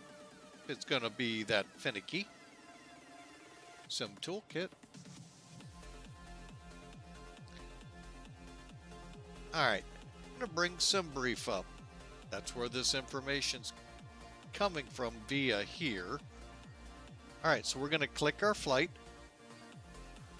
You can see the track it's going to take. Here's where I believe, yeah, Kilo Alpha 39 Yankee is. Altitude 37. Let me just see something. So once we cross 39 Yankee here, I'm showing it 120 miles.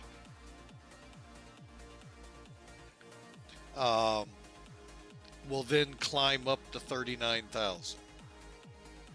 Pretty simple stuff. Hopefully. Hopefully. There's not a lot of guidance to me on this part, so we're going to kind of learn together how to do a step climb in this bird.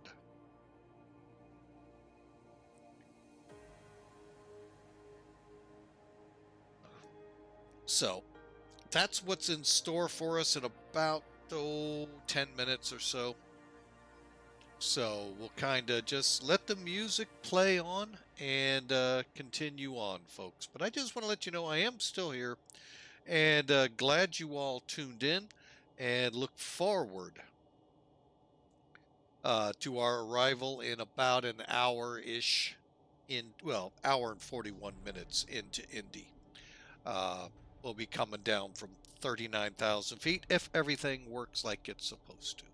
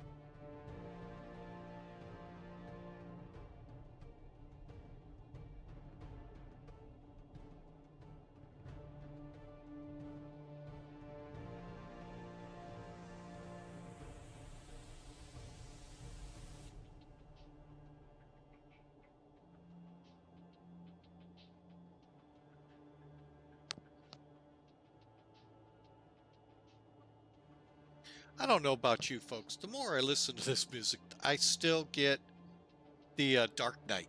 If you've seen that Batman Marvels, whichever iteration that was, I get that flavor here with the music. I don't know if you do or not, but it just like I'm getting ready to see Christian Bale, and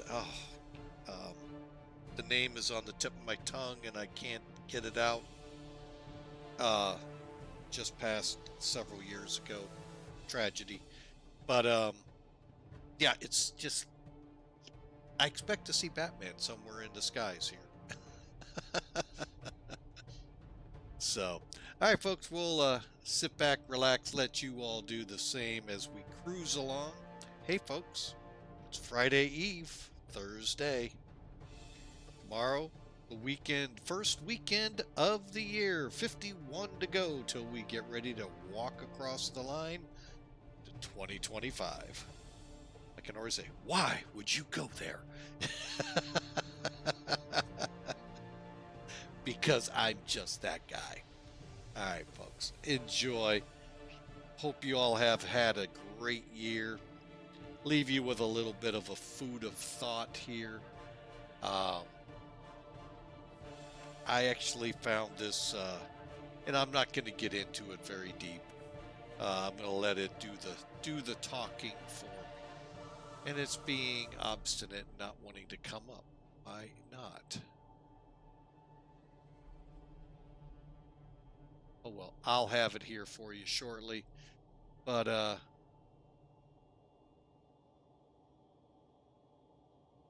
there it comes up. All right. I don't know why it did that. Huh. But anyway, it's a message I relayed last flight. And I'll relay it here probably for the first week or so into the year. But I want you to think about this, folks. You know, I put it, if you're not on our Discord channel, shame on you. Here's an invitation. Join us. We'd love to have you. But as I put in it today, my prayer is that the new year is better than last and continues to be strong. The verse of the day kind of resonates along the same lines as Paul's always praying for each of the churches he built. But a friend of mine on Facebook put this out as a hope for this new year, 2024, for you. And I quote, "May this year bring you closer to God and His Word. May you find peace and comfort in His promises. May you grow in your faith as you walk with Him." I'm going to let your mind just take that in. May this new year bring you closer to God and His Word. May you find peace and comfort in His promises. And may you grow your faith as you walk with Him. Folks, that's my hope too for you. My prayer that you come closer to God. Like I said, I'm going to let that sit with you and allow God to take it from there. See you in about 40 minutes or so. Talk about the arrival.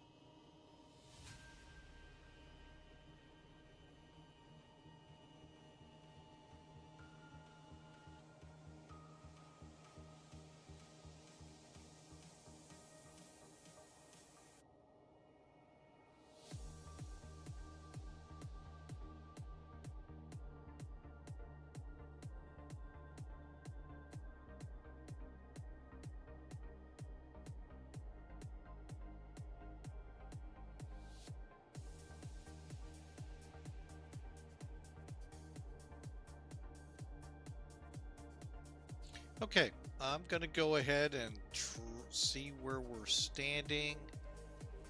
Going up to 39,000.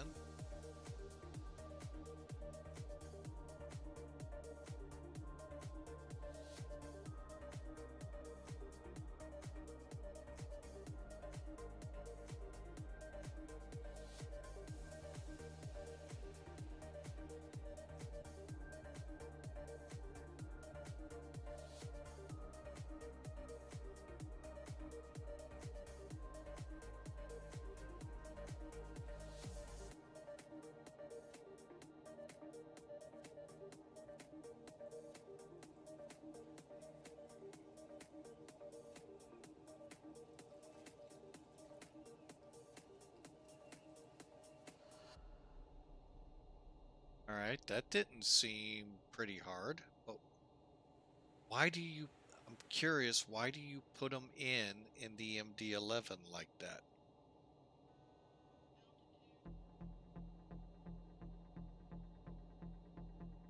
Don't know.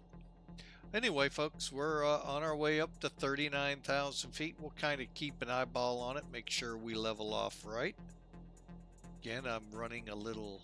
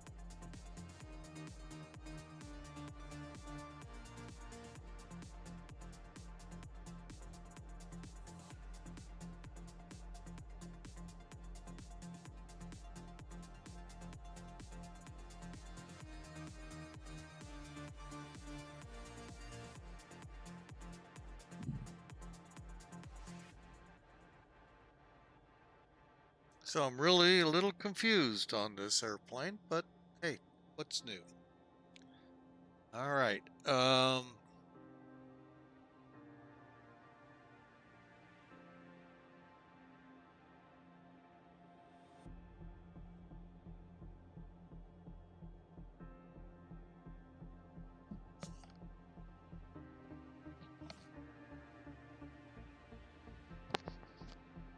All right, well, we are now leveling at 39,000, kind of bobbling. So,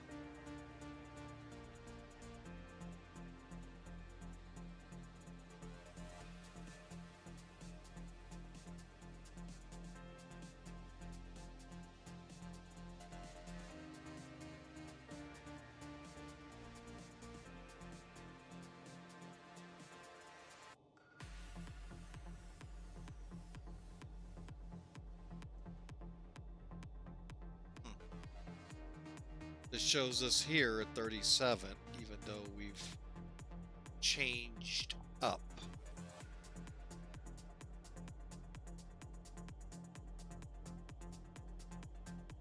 All right, MD11 guys, talk to me.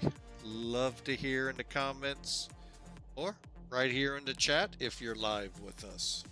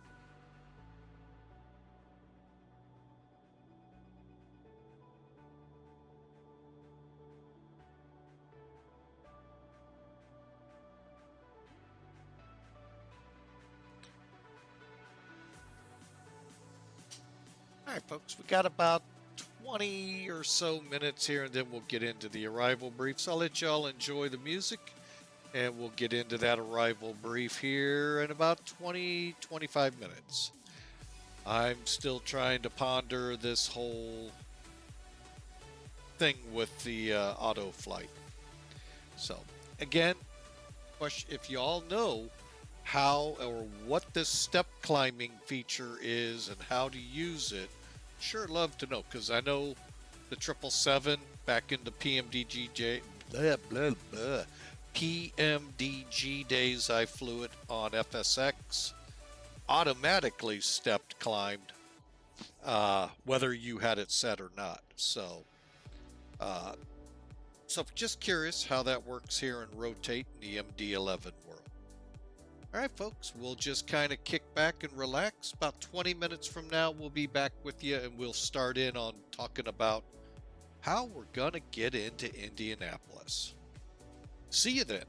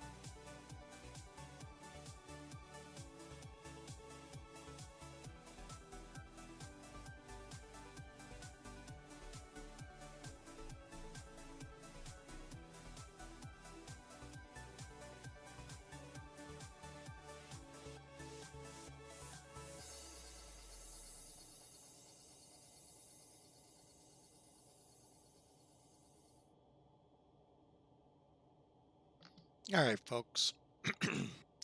We're back with you. I'm setting something up here. I was perusing my Facebook.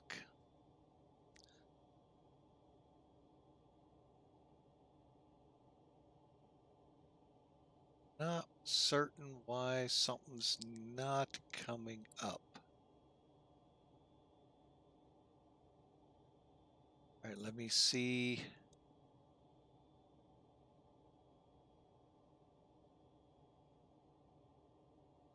Because I'd like to play it for the crowd here, but if I can't,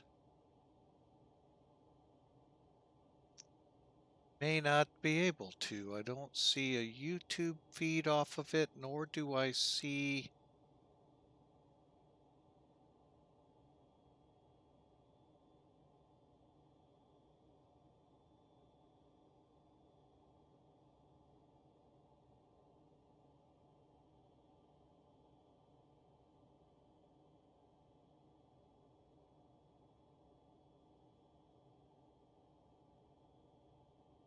Yeah, well, dang nabbit, I was really hoping to play that, because it's a really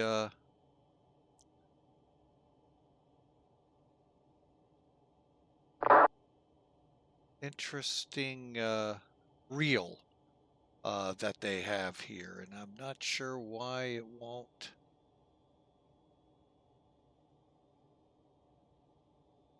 Trying something else here just to see if it'll pick it up.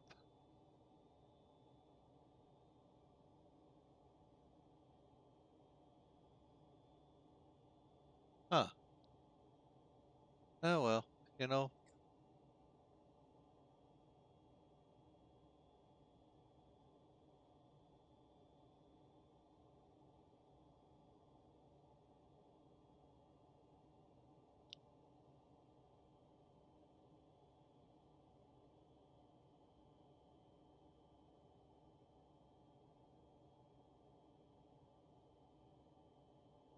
Ooh, I found it. Okay, I figured out how to make that work. All right, bear with me here, folks.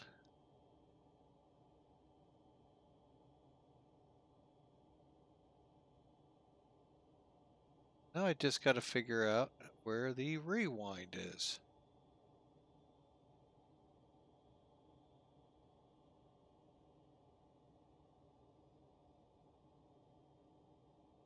Okay, this is getting to be just too hard. All right, I'll figure it out another time, another place. Dag nabbit, that was a really interesting part from a movie. I've seen that movie on PureFlix. I wish I could tell you the actor's name to look it up and the show it was, but wow, I don't remember that section. So, but anyway, I digress. Let's get back into the flight, shall we? All right, folks. We're standing at the 1 hour from good old Indianapolis, and we are going to begin our brief of the arrival. First thing I want to do is look down here to find that we're 386 miles from our destination. Cool. All right, so let's bring in charts.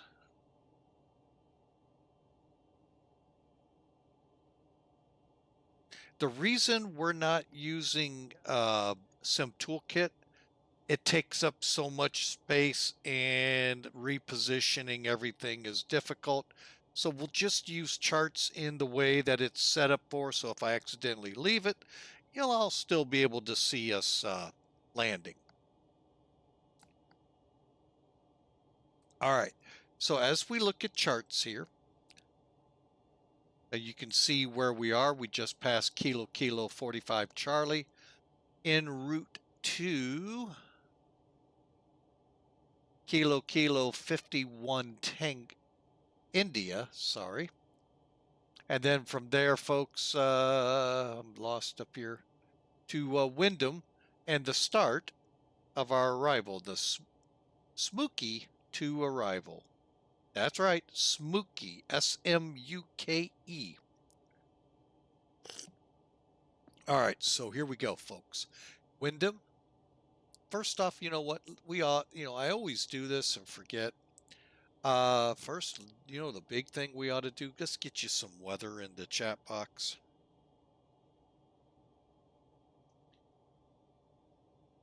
It's cloudy with a touch of meatballs. No. Let's see here. Winds are 010 at 6, 10 miles of visibility. We do have a ceiling at 3,200 feet. And a temperature of 2 degrees Celsius, 30, 31. I do want to do, I can do it here on charts. Never mind. Come over here. Now, one thing you can do, now you notice it says D-ATIS and then the 134.25 for it. Well, that's a couple things here that's actually in the charts program you can use. D-ATIS right there. Actually, it is ATIS. You can actually get the ATIS internationally through this program at some of the airports. I haven't gotten them at all, but we did get one out of Bogota on our last flight. So if I could just do a quick plug, that flight, folks, wow, even this guy learned a lot on high altitude operations of the Fearless 747 Classic. Kudos to Fearless for that. That was phenomenal. What it took for him to, one, get that plane programmed that way, and two, for this guy to get it started. Wow. So kudos. And if you really want to go to YouTube, watch it, folks.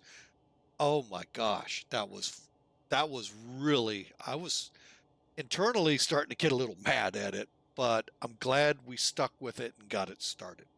Okay, that was a couple days ago. Today, we're flying out of flying into Indianapolis. Here's the ATIS for it down here. Arrival runways, 5 left, 5 right. We're coming in this one, 5 right. ATIS says, same thing I just showed you in the chat box, but it also tells you what we have in operations. So we have parallel ILS runways in use, 5 right, 5 left, approach in use. Cross runway operations may be in effect as well. So that means they could put 3-2 into effect. 1-4, 3-2. So as you look at the diagram here, folks, these are your 5s, 2 3s, 1-4, 3-2 right there. So you've got your ATIS. You can kind of track it as you go. All right. Back to here. We could also pull the METAR up, which the reason I wanted to do this, I'm going to go ahead and hide the rest. Okay, so you saw the METAR in the chat box. This deciphers it for those that are not METAR aviation weather minded. So now what you're reading up here broken down makes a little more sense. Not much. How many of you know what a broken cloud is? And no, folks, it's not a cloud that broke in the sky. I know. So basically, it's a coverage of clouds in the sky. Once we reach the level where they're reporting broken, that becomes a ceiling, meaning VFR traffic cannot go higher than that. They have to stay 1,000 feet below. Correct me if I'm wrong, guys. I think it's 1,000 feet. Guys, we're going on 30 years of memory here. It's been a long time. Winds 010 at 6, 10 degrees. Visibility, that one makes sense. Now you know what that meant, broken clouds. Temperature 2 degrees Celsius. Now I know in Europe, everywhere else in the world, that all makes perfect sense to you. To us in the United States, we're like, it's 2 degrees outside? Oh my God, I need a muckluck and a muff and blankets and all of this to stay warm. No, folks, it's 36 degrees outside Fahrenheit. If we had time, I'd relate a story of that I've told a couple times.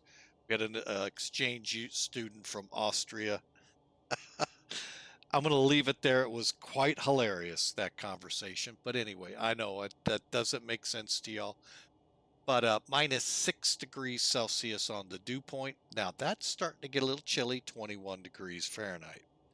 Humidity, that really doesn't show up here, but it's the byproduct of this. And then the A is just determining that it's an altimeter or inches of mercury. Otherwise, it would say 1026. Maybe it'll say QNH, maybe not. Now, the part that gets to a lot of people, normally I stopped right there, didn't care about these remarks. Well, if you look on, this is what those little AO2 slip 271 blah dash slash this, that, and the other. This is what it actually deciphers out for. No, it is usable information if you really understand it. By the way, there's what I was talking about. There's that 1027 HEPA. So,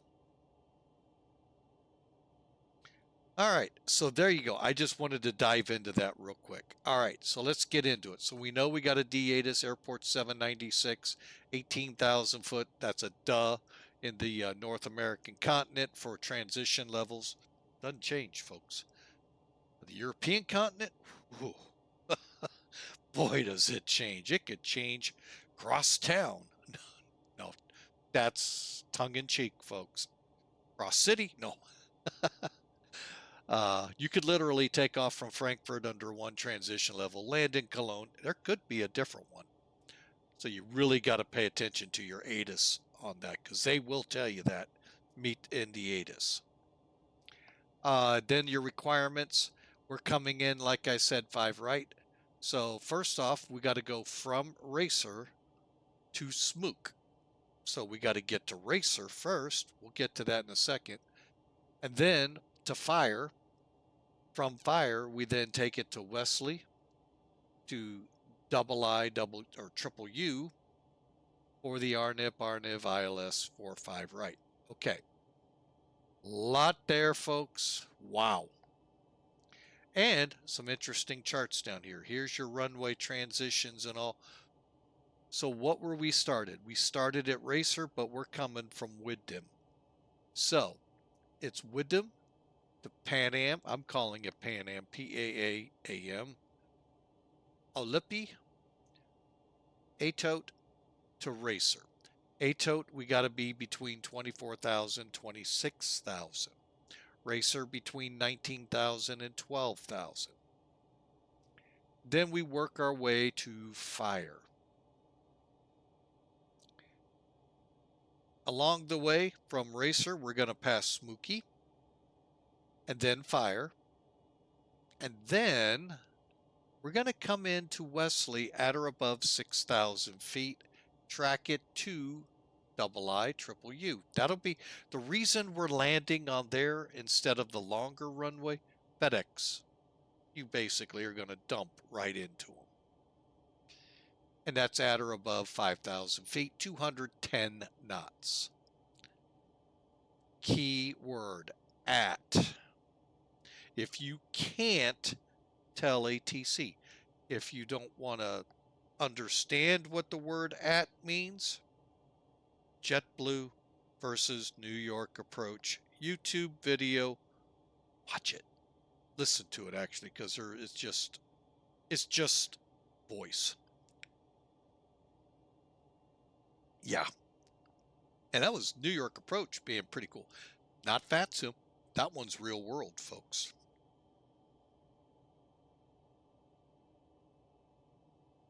All right, so that's how we get to we're on final approach. Okay, so we get to this point. I'm going to break away from the charts. Let's figure out speeds real quick. Let me just see. All right, so there's Top Cat. Remember this program, folks? This is what we used for takeoff. We can use it for arrival too. Bear with me. I can't find. There it is. All right, so we are now on the landing tab up here. Estimating 394,000 pounds for landing. And we're going to do it with flaps 35. Air conditioner on.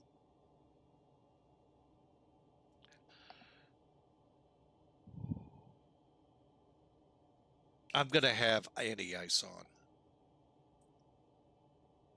Just doesn't look good without it. And let's go ahead, plan braking medium, but you know, you can run scenarios here and see. I like medium. That's usually a pretty good bet. And then you just hit compute.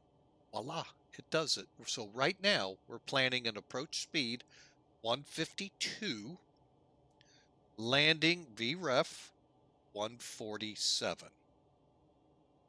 We need 7,200 feet of the, whoa, wrong runway. Let's flip it.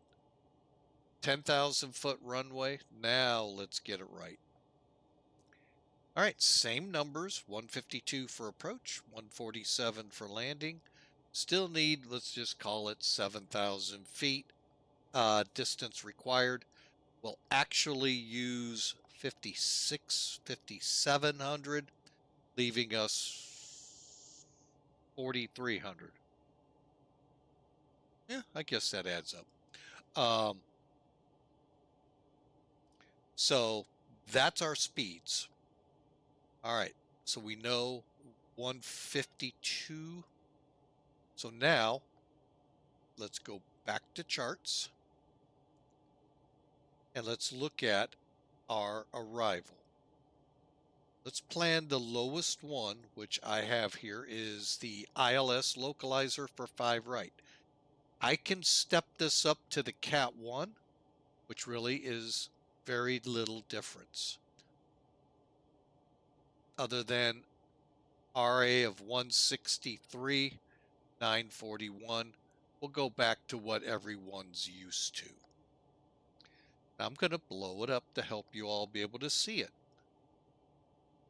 All right, let's do it in a couple of sections. Okay, first off, got your information here at the top, mostly frequencies, missed approach, and requirements, and some things to expect.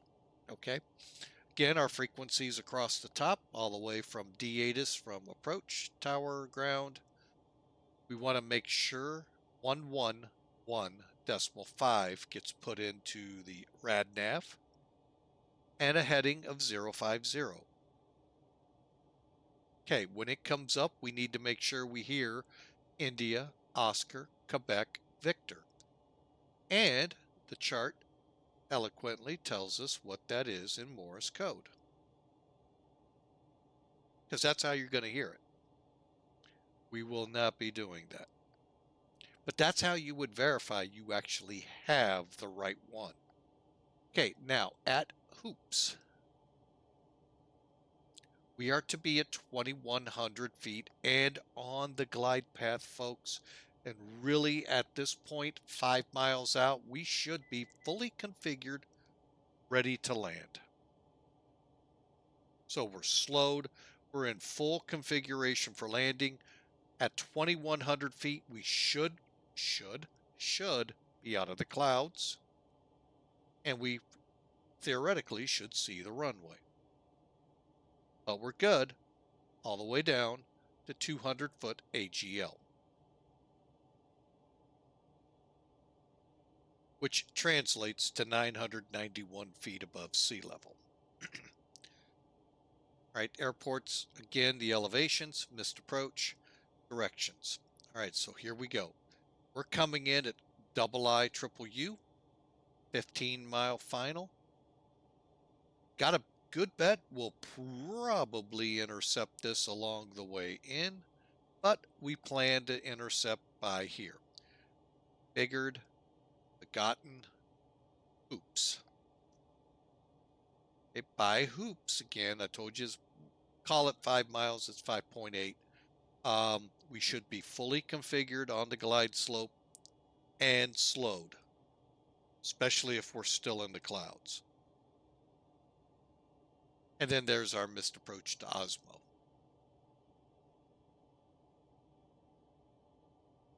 5,000 feet at IUU down to 2,100 feet. The treasure map X here, glide slope. Got to be on it, folks. And you should be fully configured for landing.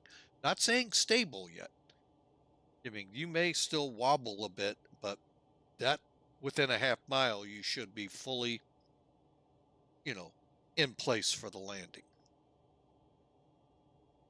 Okay, we said 150, so pretty much this line here, we kind of guesstimate it. I'm going to put it about 800 to about 810 in that ballpark for our 3-degree glide slope. I don't know how accurate this is. We've had a couple flights now where we weren't close to it. But it should only take a minute and 36 seconds to go from Hups to the missed approach. Lastly, you have your lighting that you should expect and your missed approach again. Here's what we have to have, folks, to use this chart. Otherwise, we go to Cat 1, Cat 2, or Cat 3 approaches. If you're certified and if the plane's certified. I'm certifiable, so I'll be, So it's 200 feet above the ground. 3,200 foot's what we got right now. We're perfectly legal. If all of a sudden it drops 3,000 feet, ooh, fun times ahead. Maybe, maybe not. We'll see. RVR of 18 or a half mile of visibility. Any of these don't meet up, folks. Guess what? This or this, we go to a different chart, and if it doesn't meet that chart, we go to O'Hare.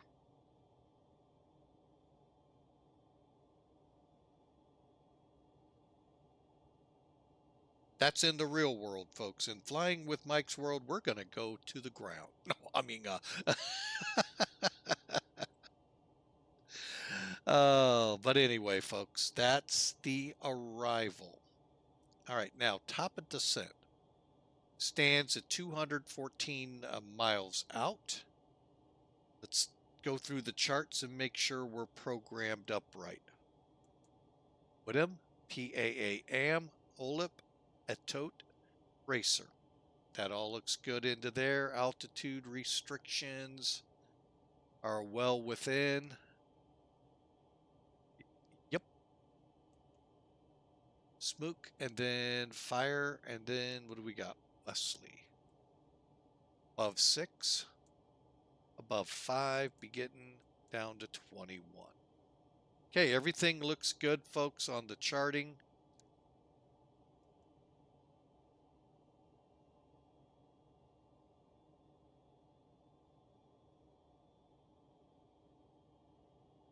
All right, and page 2.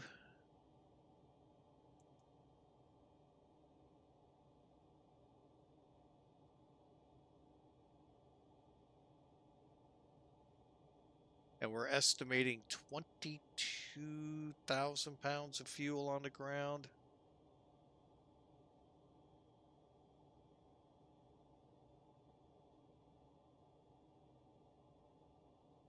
Bear with me a second. I'm just doing a quick check here. Let you see it as well. So we can all go, if I'm off.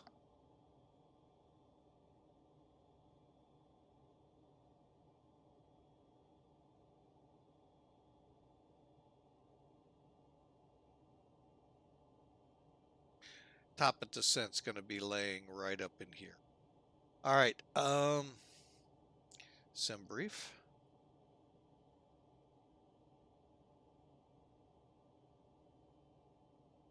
All right, so let's go in here and look at it. All right, so we need 20.5 when we land. Now, what does this incorporate? That incorporates our reserve, final reserve. So that's this plus this.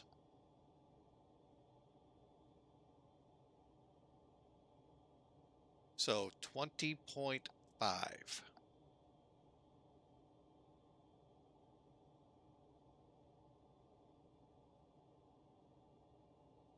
Ooh, got about 2,000 pounds to play with.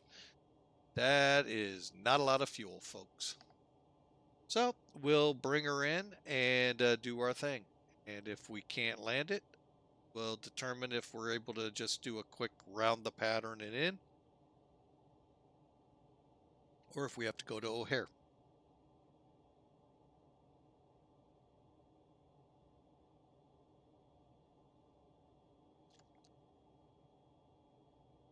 All right, folks, let you all take a look at the MD11 as we begin our run towards Indianapolis. We're about 200 miles out of top of descent. So we'll let a couple more pieces of music play, and we'll get back here for the arrival. Again, thanks for flying with Mike today. Sure appreciate having you aboard, and look forward to seeing you on future flights. Very simple way to do it if you're new to the Twitch or to the Flying with Mike stream. Click follow. By clicking follow, it's going to let you know by email when we're flying next again. By basically when I click stream. When I click and start streaming, you'll get an email. YouTubers, don't mention this much in it, but if you're new or haven't yet, smash that subscribe button. Join the channel. Subscribe doesn't mean what you think it means in YouTube terminology. It just means you're liking the channel and you'd like to know when more videos are released. And it'll send you an email when we release a video. We're not monetized over there yet, so and I don't know when or if that'll happen with the way the algorithm, how it works, and whether or not it'll, bless us or curse us. So that's how you can find out when we're live. Now, if you're watching us live on Twitch right now, down in the About box, just click About. Down right below, you'll see the flight schedule. It'll let you know what we have left for the week and let you know what we're flying. Unfortunately, I can't do like a lot of streamers and tell you I'm going to fly this day, I'm going to fly this day, and I'm going to fly this day every week. I work a 24-hour on, 48-hour off schedule. It changes every week what days I have off. So, pretty tough to do that. So, all right, folks. So I'm going to, like I said, go quiet here for just a few minutes till we get closer to top of descent, and then we'll be back with you for the descent.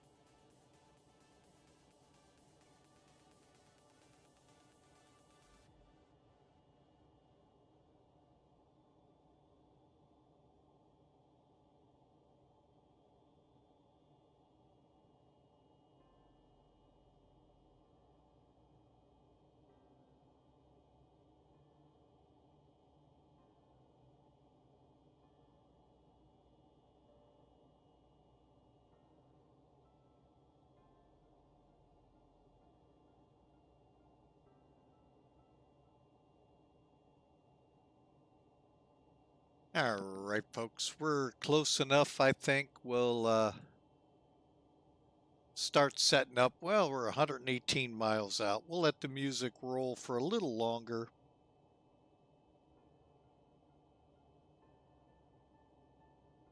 But oh, Samuel Hogg, welcome aboard. Thank you for the follow. We sure appreciate you. And look forward to seeing you on future flights. Thank you, Samuel Hogg. All right, let's see here. Remember if I have to do the Airbus setup here or not.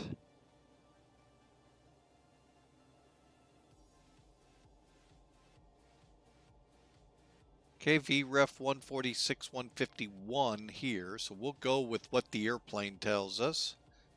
And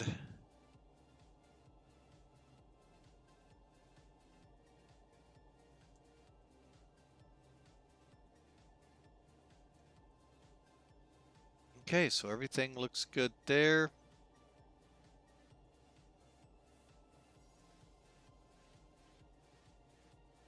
Let's go ahead and set them to medium. And as briefed, we are going to begin turning our anti-ice on.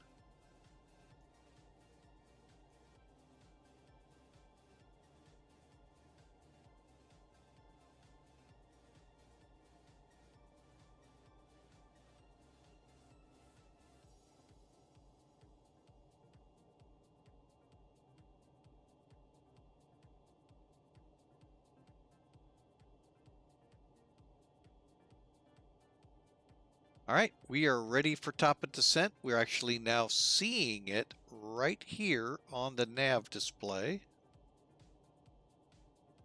That is this hockey stick right here, folks, before WIDAM. We are on the 160-mile range view. We'll keep it there for now, but we'll shrink it down here shortly. We're still not showing any centers up. And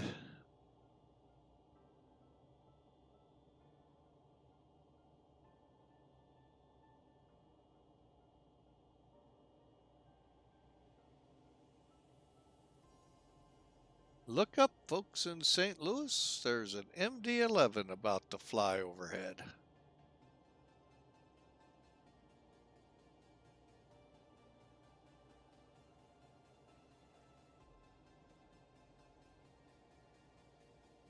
All right.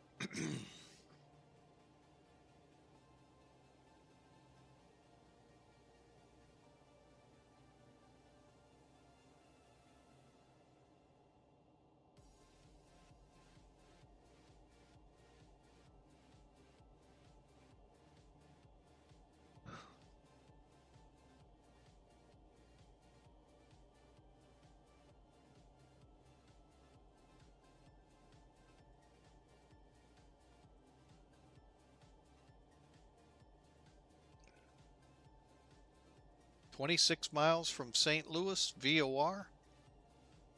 And WIDAM is 116 miles out, top of descent. Call it about, another 30 miles before that. So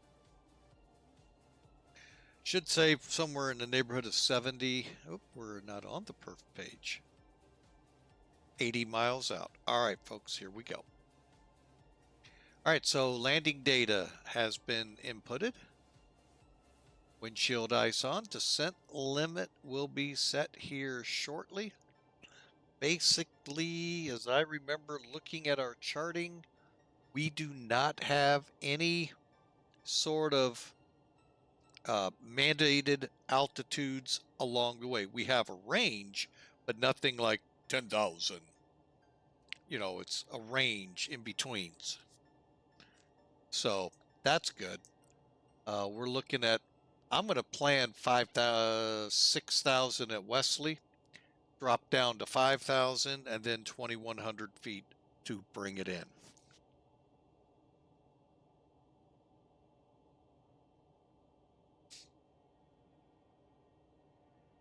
All right, so initially let's set up for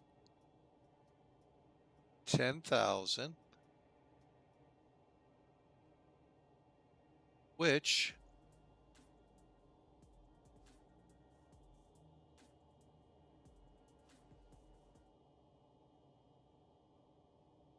all right. Yeah, I killed the music early, folks. All right, so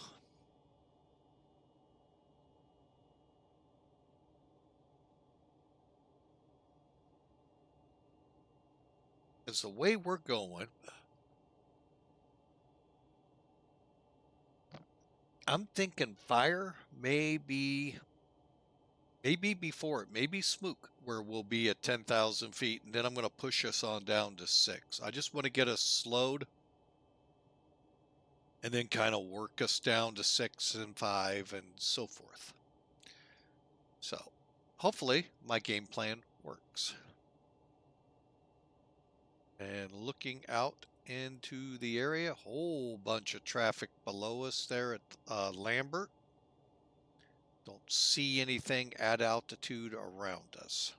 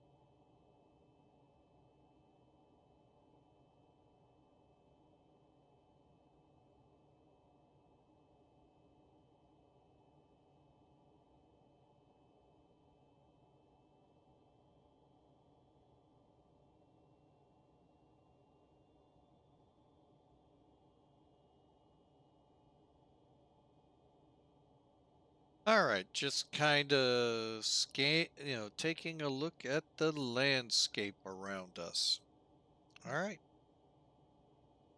Again, Samuel Hogg, thank you so much for the follow.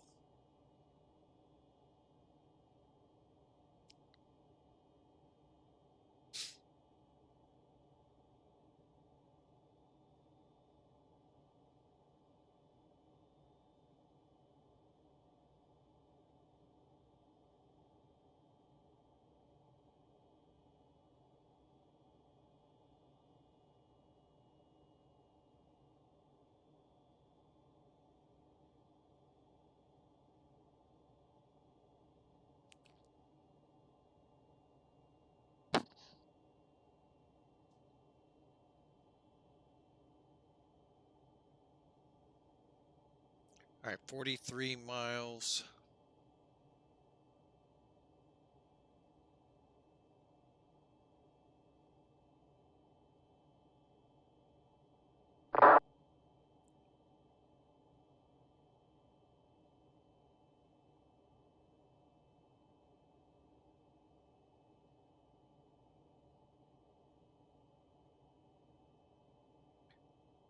I'm going to go ahead and knock it down a level here. There we go.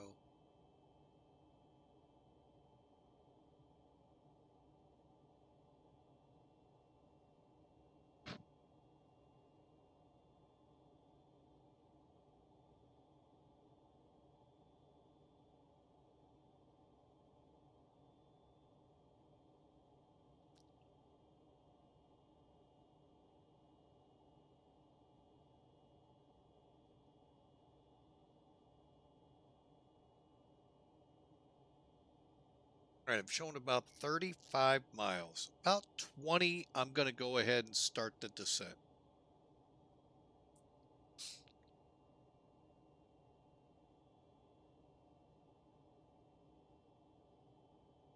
See it right there at 31. So we're just about ready to initiate the descent.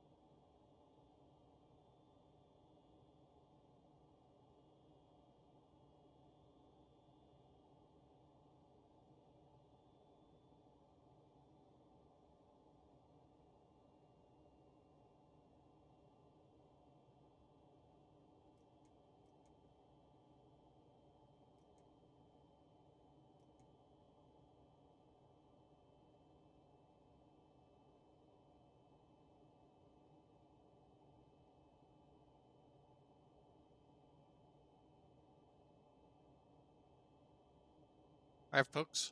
What I found is if you have the down arrow here and click, that starts us down. And you can see, hey, remember how I've been saying Airbus? Everyone think Airbus.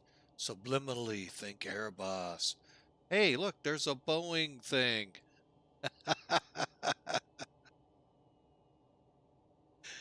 I have fun, folks. Sorry. A lot of people where I work and people that used to work where I do just so enamored with Boeing. They don't realize just what a nice plane the Airbuses are. And this plane, some of them really love, and I got to poke fun at them. You think Airbus, you can fly this plane. Pretty simple. So, anyway, folks, the Airbus 11 is headed down. I mean, MD11. So,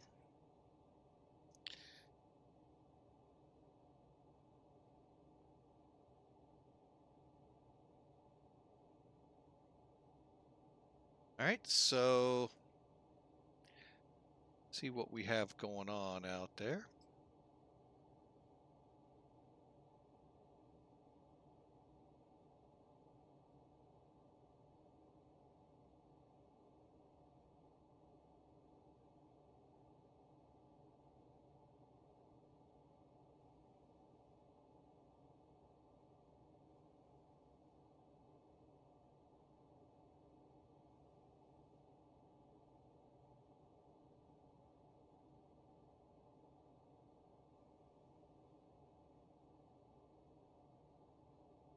All right, we'll just kind of watch it. Let's go ahead and bump up the range just a tad. All right, so like I said, right around fire is where we're planning. So if anything, I may have to steepen that descent. That kind of looks weird.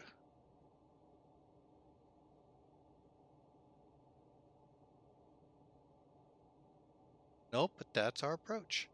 All right, that's actually our approach. Okay. Oh, I see what's going on. Okay. There's the confusion. That's our missed approach right there. Okay, it just unfortunately in MD terms, they don't delineate with coloring. So, not a good thing. Okay. Now that makes sense. Go back. Okay, so right now I'm not too concerned with our descent. Looks like we're right on track. So, but again, folks, I hope you enjoy as the Airbus 11 MD11 begins its descent into Indianapolis.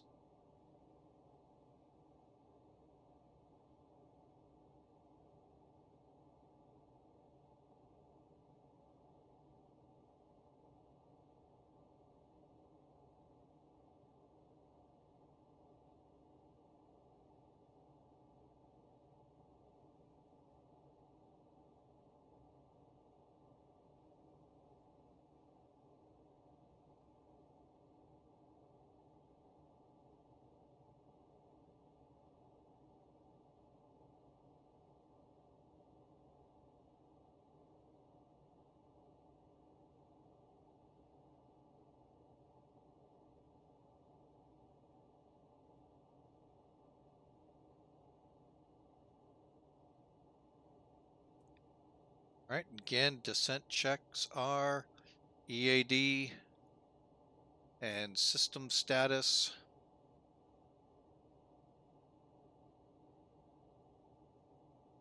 Okay, EAD looks good. That's the pad. Status, let's look up here. Oop, too far. Sorry, folks. Everything looks good. That is killing my ears, folks. Let's try the other one.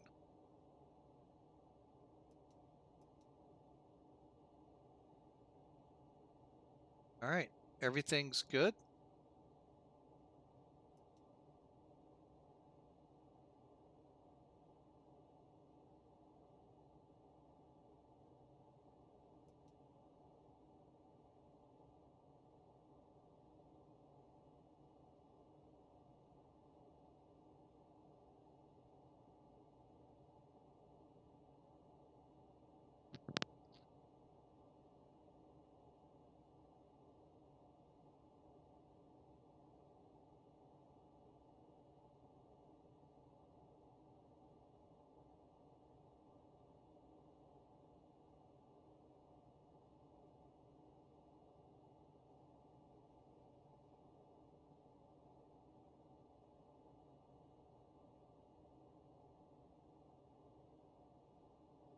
Okay, landing data, windshield, all anti-ice on for this. Descent limit set, 10,000. We're on our way. All right, we're at 29,000. Seatbelt sign.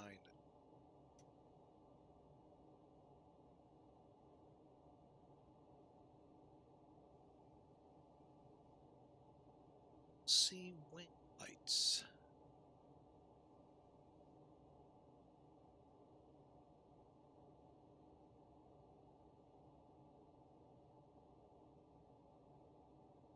No, I don't.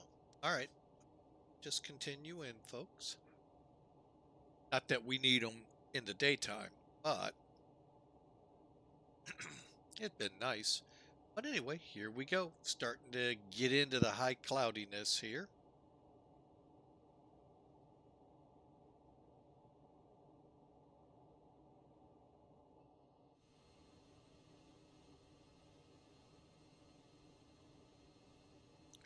Of all the aircraft, probably I should say, let's include the A330. This is one of the better aircraft for wing shots. I It just looks good, folks. Um, the A330 is very similar in nature, the way the wing looks with the engine and all. But again, they're heavy versus the 737 and the baby, as I call them, baby buses. All right, outside.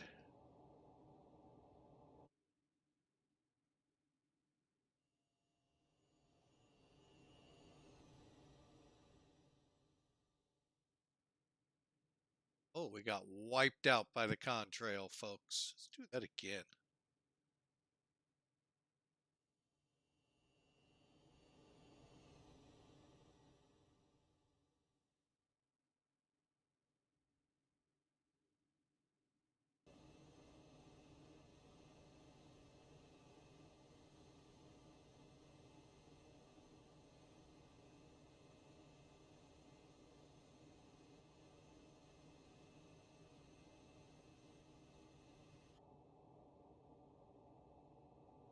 Anti-ice is on. Here we go. Things saying temperatures.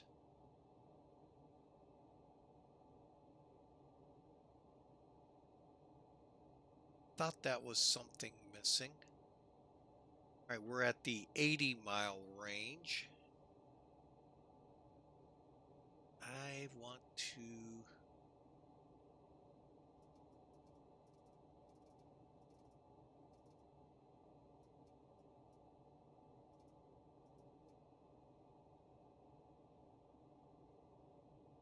Okay, that looks supposed to be track.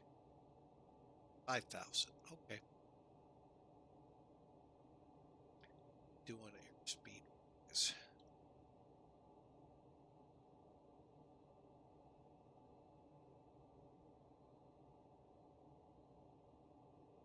Something tells me that's a little fast.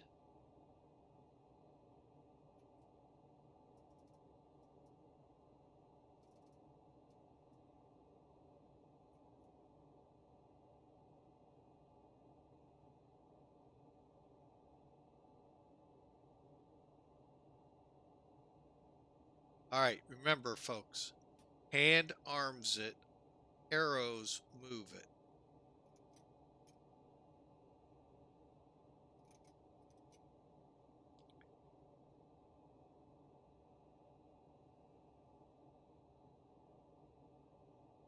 That may help us make 5,000 by there, which is good.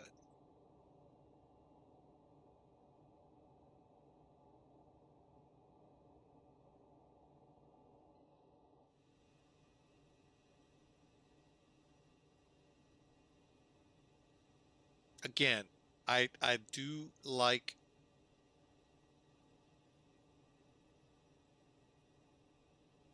it's good wing view, folks.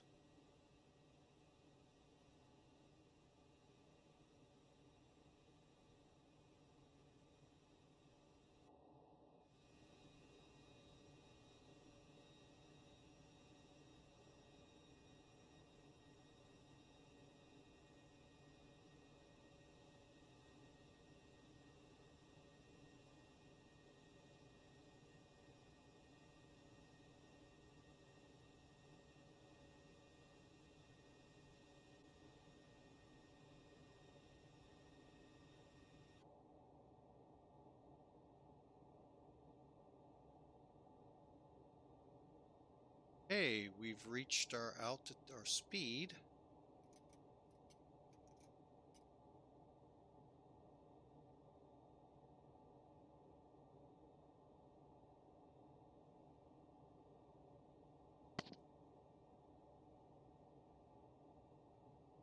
Now we're at Wesley 6,000. All right, now I'm happy. All right, and then we'll hit 5,000 and we'll be right on the approach.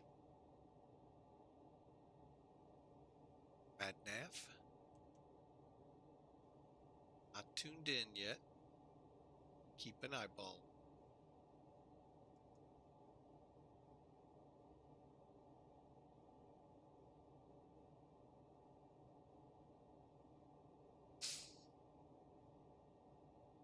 Okay, we're coming up to 18,000, folks.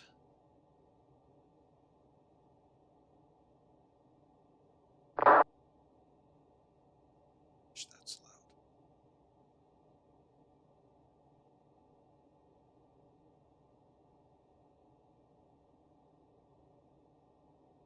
30, what is it in Indy?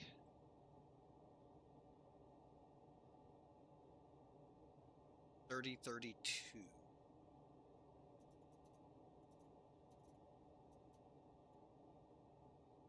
All right, and two, let's check it.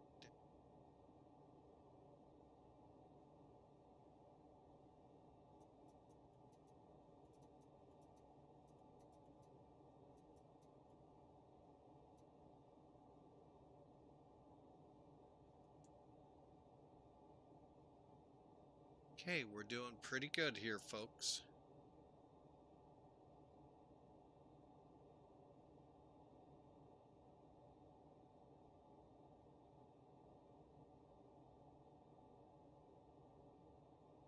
Not a lot to see other than the fact we're kind of skimming the clouds.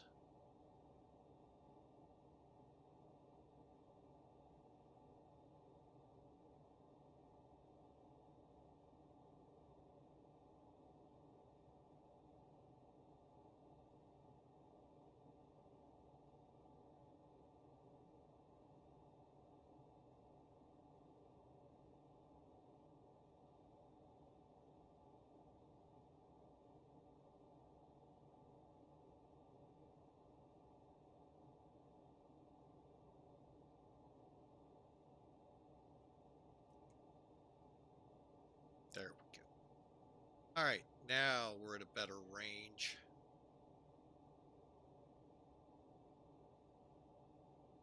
Actually,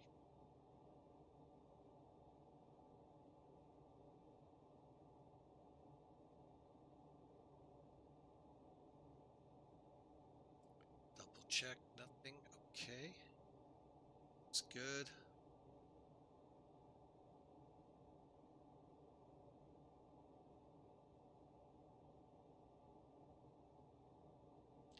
All right, now that I have control of the speed, obviously I will have to change it here.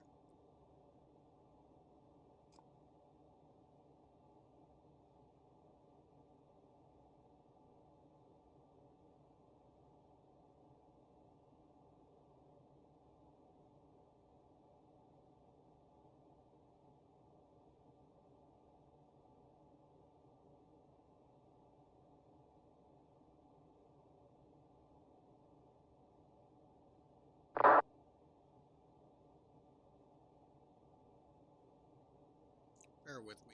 So I'm going to try it.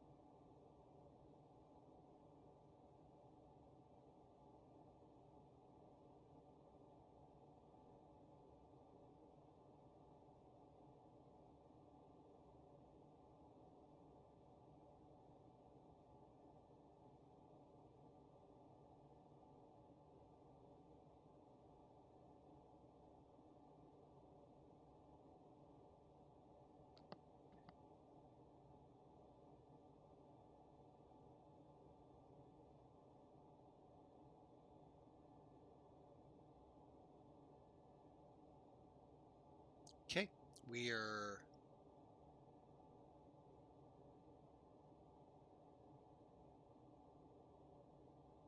time to slow it up.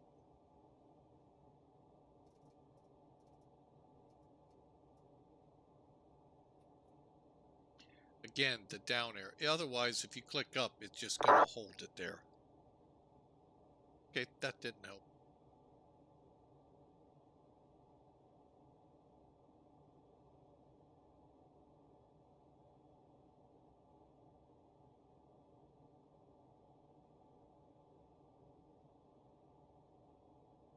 It's like speed brakes again. Go speed brakes. Go speed brakes. We'll go full.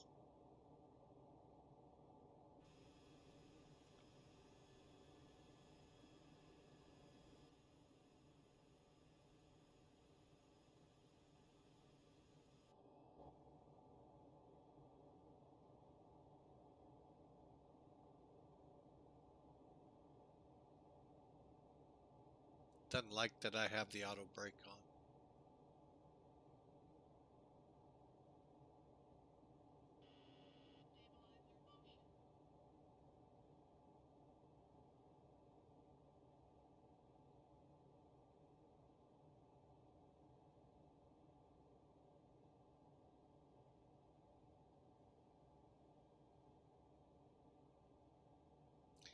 All right, there's my mark.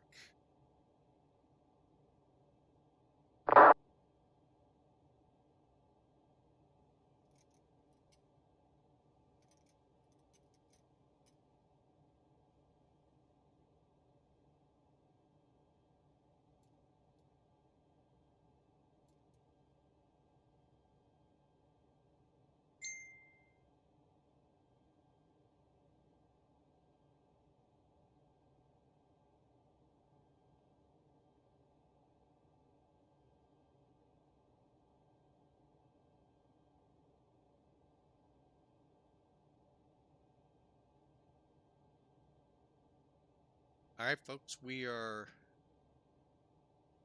working our way.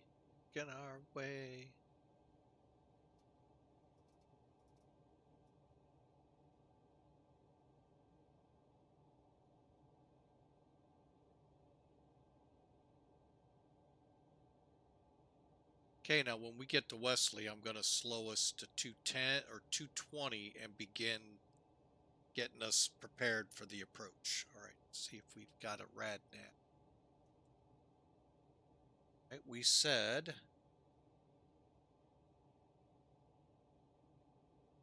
1115050.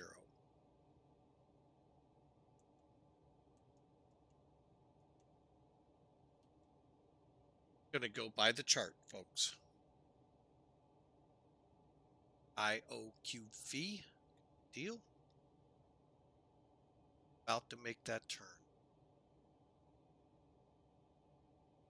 In fact, let's go ahead and slow this beastie.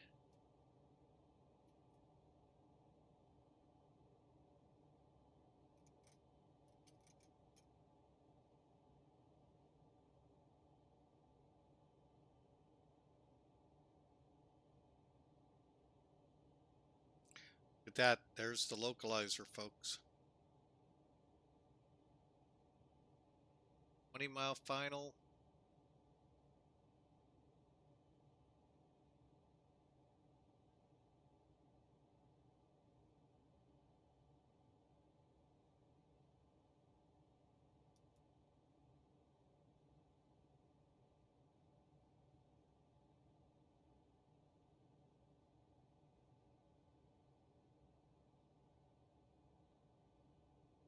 Hey, we've got localizer captured.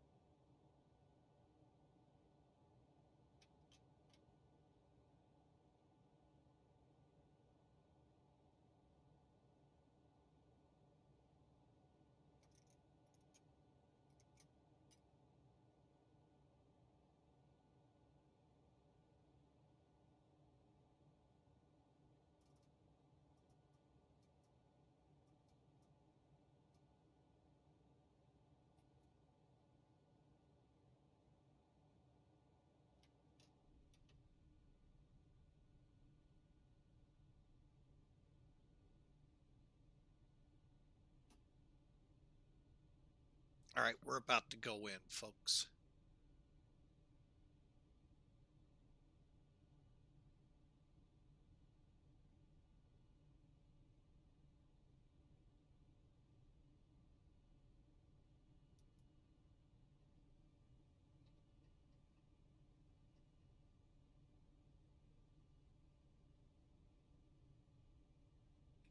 Currently, gear down.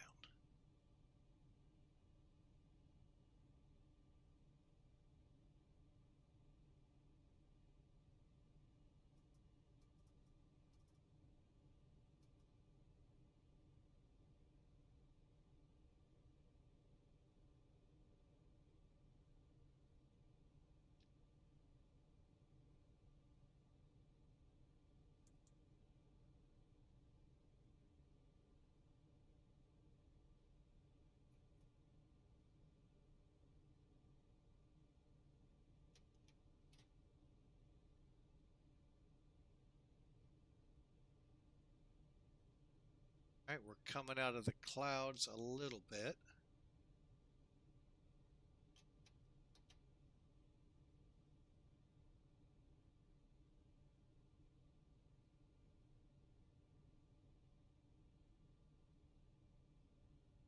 All right, we're high at hoop. Second, folks.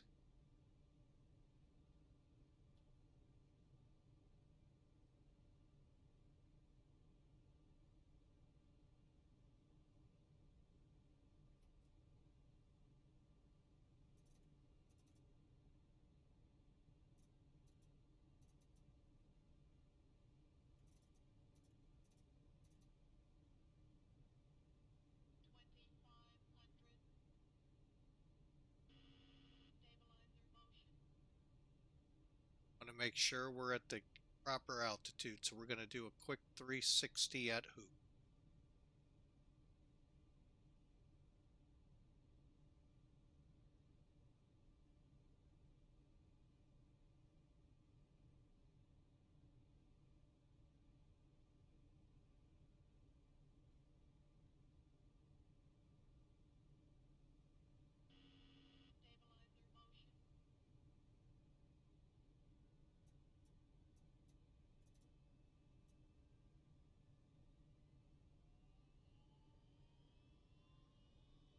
All right, well, we broke out of the clouds like we were supposed to. We're at flaps 35, speed brakes armed.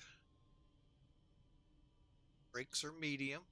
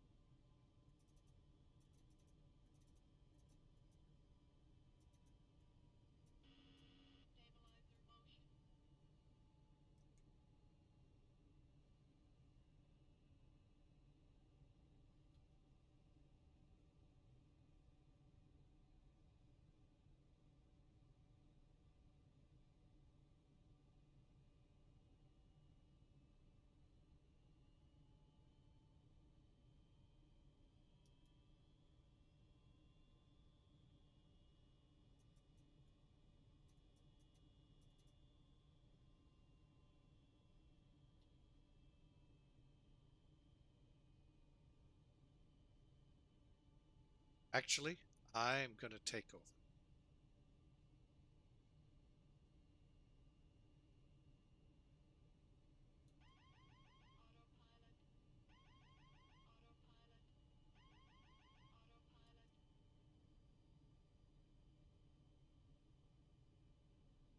Indianapolis traffic, FedEx 811 heavy on the ILS 5 right, runway in sight.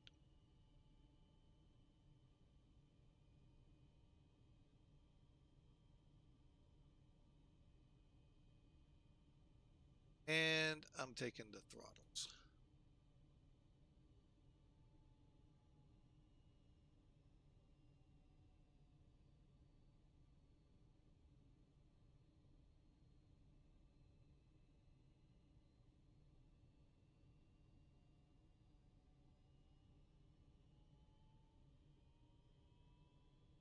Okay, flaps are 35.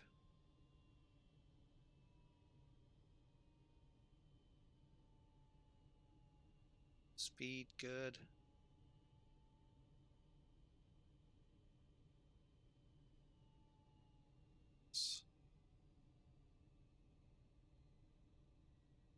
There we go. There we go. Let's go stable. Not sure why my pack's just turned off, but we're at the airport.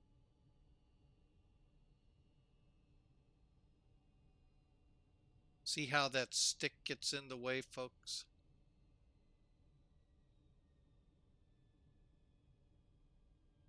Glide slope, glide slope, glide slope, glide slope, glide slope. What it's off on, but visually now we're stable. Landing.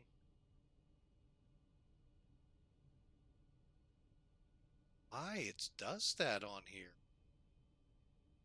Hey, throttle.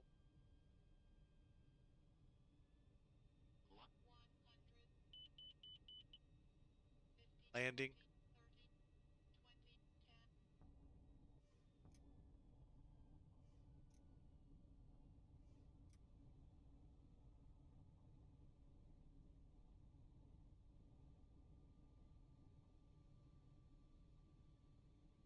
$80 knots out reverse.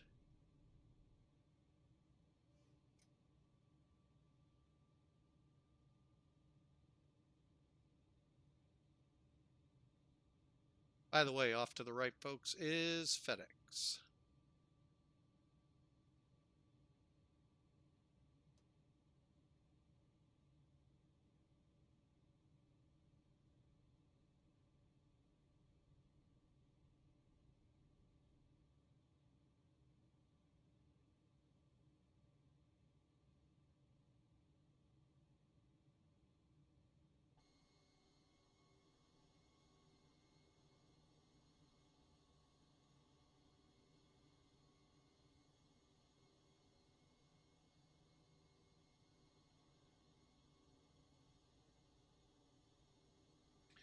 Oh, we landed on 5 left.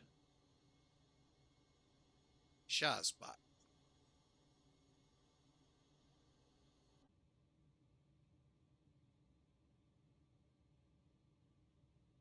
That's why everything was off, folks. Shame, shame, shame.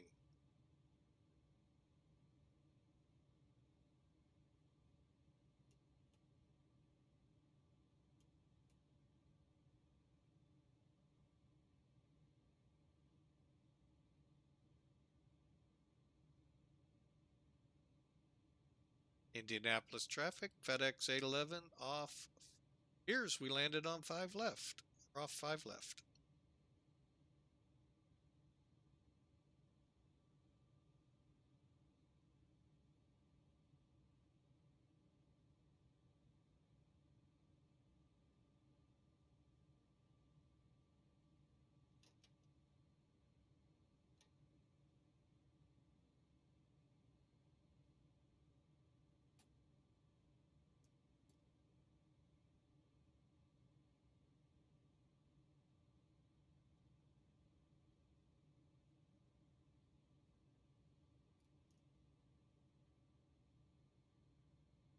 All right, well, big boo-boo.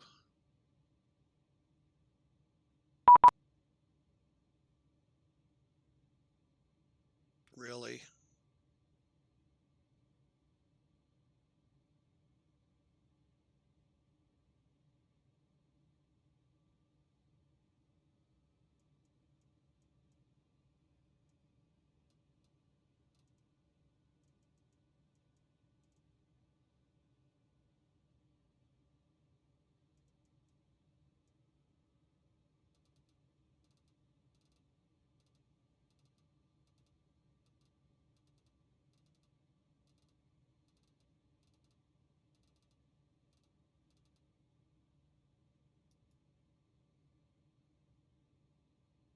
Sometimes I really wonder about VATSIM.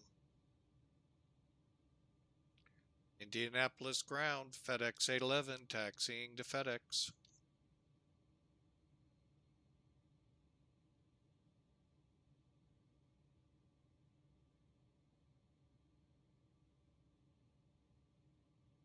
FedEx 80, correction, FedEx 811, do you read?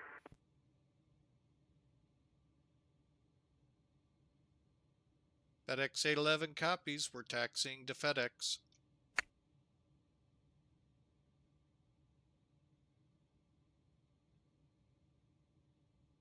Oh my, jeez, really? Try this. FedEx 811 taxiing to FedEx. FedEx 811, I see you keying up your mic, but I don't hear you. Okay. Let me try to fix something on my end really quick.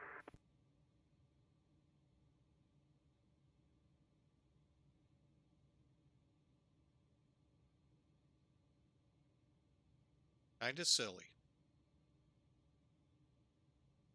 Because I know I'm going to make a left turn over to Charlie 3, cross over, and go into my FedEx ramp. Do check.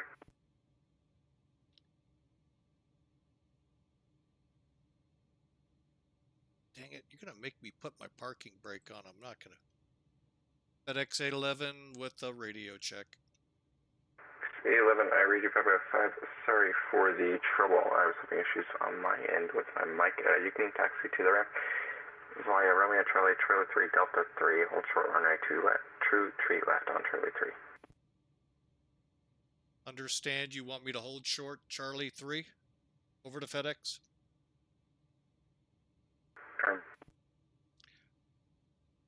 FedEx 811 Charlie 3 will hold short of 5 right.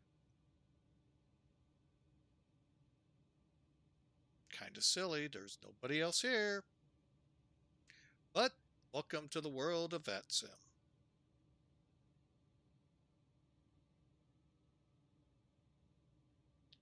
Why we do this is beyond me. But it's above my pay grade. Boy, I wish I made the pay grade to fly this bird.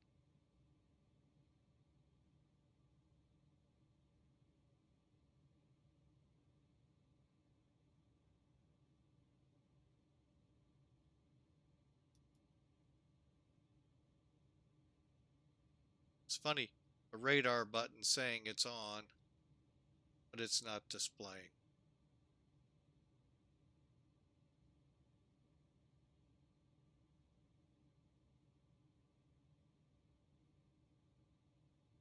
And ground, FedEx 811 holding short 5 right, Charlie 3. FedEx 811, you are cleared to cross runway 2 tree left on Charlie 3, continue taxi by Delta 3 Delta. Delta 3 Delta to the FedEx ramp, clear to cross 5 right, FedEx 811 heavy.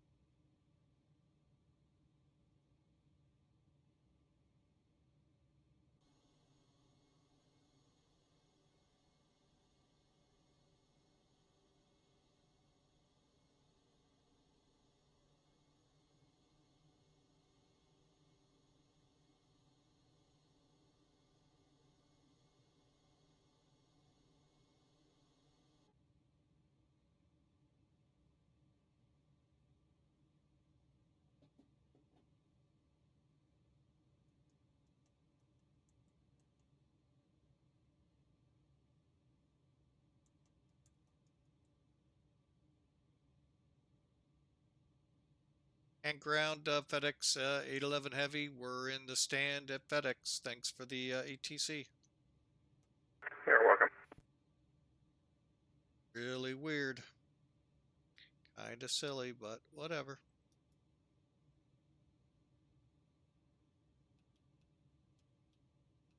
Actually, there. All right.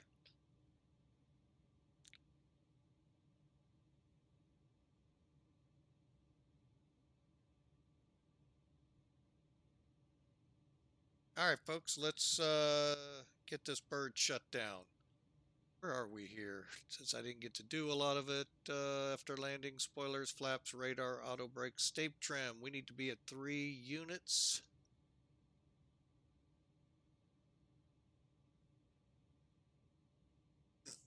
Excuse me.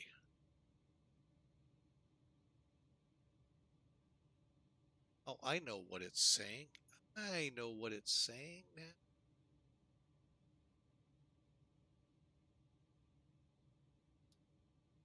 That's right. I turned it on down here. Okay, 3 units, exterior and APU, everything good. Running. All right, lead air on. Still have to learn what's that right off the top of my head. Lights on.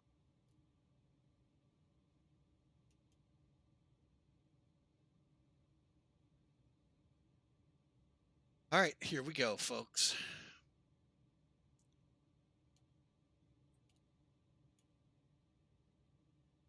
All right, engines are off. Transponder. Standby. At seatbelts.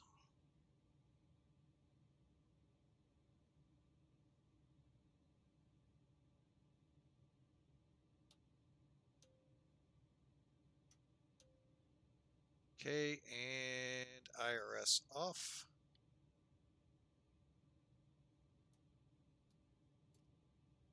What else do we have? Emergency power. I'm sorry, is it power or? All right, we'll leave that on.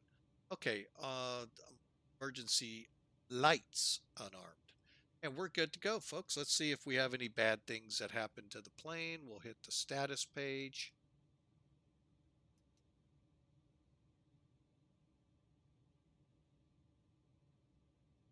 Yep, everything looks good. All right, welcome to Indianapolis. Sorry about the little grumpiness with the ground. That just kind of, why? But whatever. Whatever floats their boats, I guess. All right, so unload, edit, release, delete, shut that off. Trying to turn as much of this off as we can. We don't need to be on with them anymore. That off. Top Cat anymore. And let's file our PIREP. FDX 811. We were landed at 630 feet a minute. You know, it felt like the runway came up on us, so I think I'll kind of agree with that one.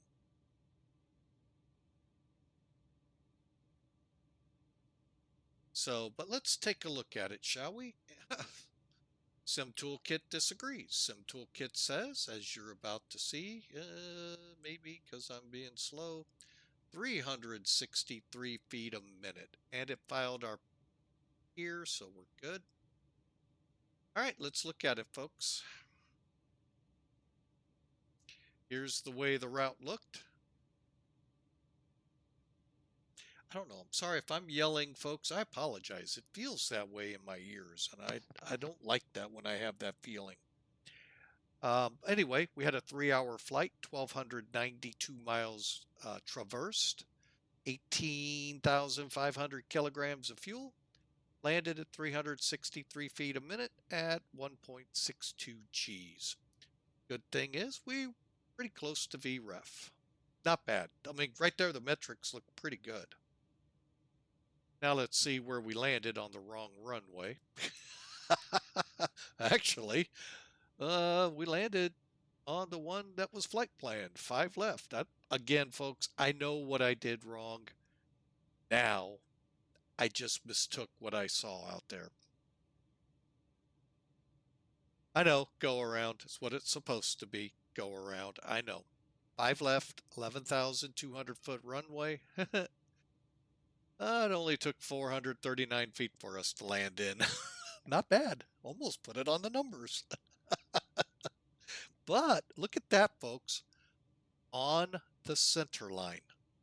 That's pretty good. I'm hoping we get to replay this because I really would like to see it. It's a crapshoot sometimes, so we're going to find out. Why is it hanging? It's weird. All right. All right, folks. But anyway, fun flight. I can't complain. If I did, no one would listen. Well, yeah, you guys kind of do listen because tuned in. Let's take a look outside real quick. Of which I'd like to know where the rain is in the METAR to get that here because I sure didn't see it. Let's do it one more time. Maybe it changed. You know, hey, let's not end on a negative note. Not in there. Hey, who knows? Ooh, 1 degree though. I'm glad we had the anti-ice on. We definitely probably were indicating ice. So let's take a look at this now. Gonna try. No promises, folks. We've been having a crapshoot here with getting the replay to work, with it going into public release for X-Plane 12 0.8. So let's see. Will the die work today? Halfway there.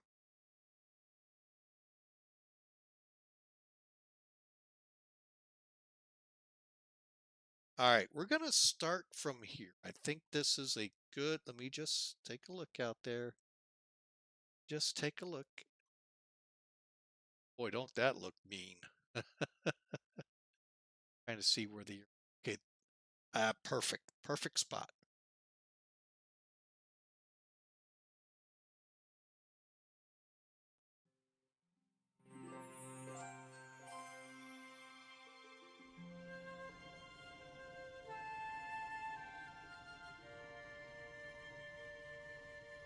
All right, folks.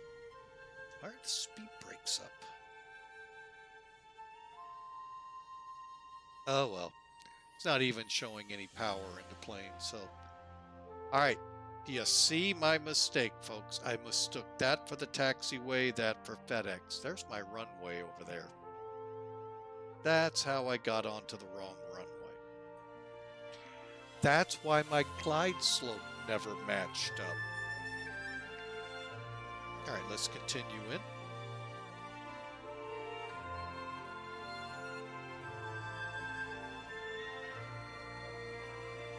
Overall, a pretty stable approach, just kind of thrown off. As you can tell, the glide slope was right. I was on the wrong runway.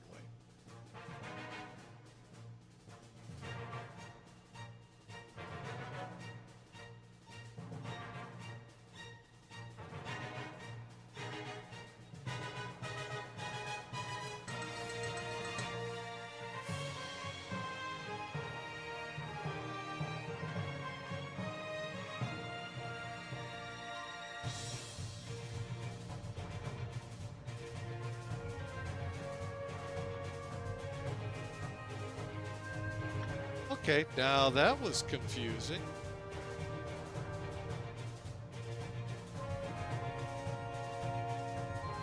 That showed us really high. All right, folks. Well, we're not going to be able to do a lot with this one. Let's go back, see if it does the same thing. Well, that's a bummer, folks. Call it a crapshoot. And we threw craps because we're way past where we landed. All right. I actually think the MD11 does this a lot. All right, folks. Well, we're on the ground. Hey, we got the reversers deployed, which sometimes doesn't work. So, anyway, folks, welcome into Indianapolis. Believe me, as soon as I started seeing that terminal, I'm like, oh my God, I'm on the wrong. So, that'll be about all we do for the replay today, folks. What a bummer. Well, you know what? Let's do it one more time.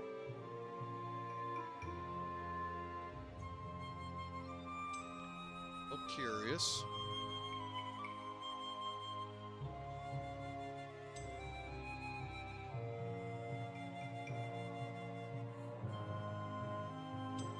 How this looks. Same thing. All right, so yeah. All right, so there's still some issues with the replay on here. No big deal. But folks, hey, we made it. We're in Indy. Glad you all joined us. Glad you all were with us. Got to see that. That was a pretty good flight. Really, I think a pretty good landing now. Hard to say which one was true, which one was false. But you know what, folks? The whole point of flight simming is to have fun. And that's what we did. Hope y'all can be about tomorrow. We got another long one planned, probably the last one for a little bit. In lengthy flights. We may go back to some short haul flying. We're going from Beale Air Force Base, California, up north of San Francisco and Sacramento, to Reagan National. We're going to be flying the Zebo 737. So, hope you all can come out, join us, enjoy the flight. About a 5-hour flight. So, I am going to go ahead, turn the replay off, put us back in spot, and let's get some stuff out. Boy, that would have been fun to watch.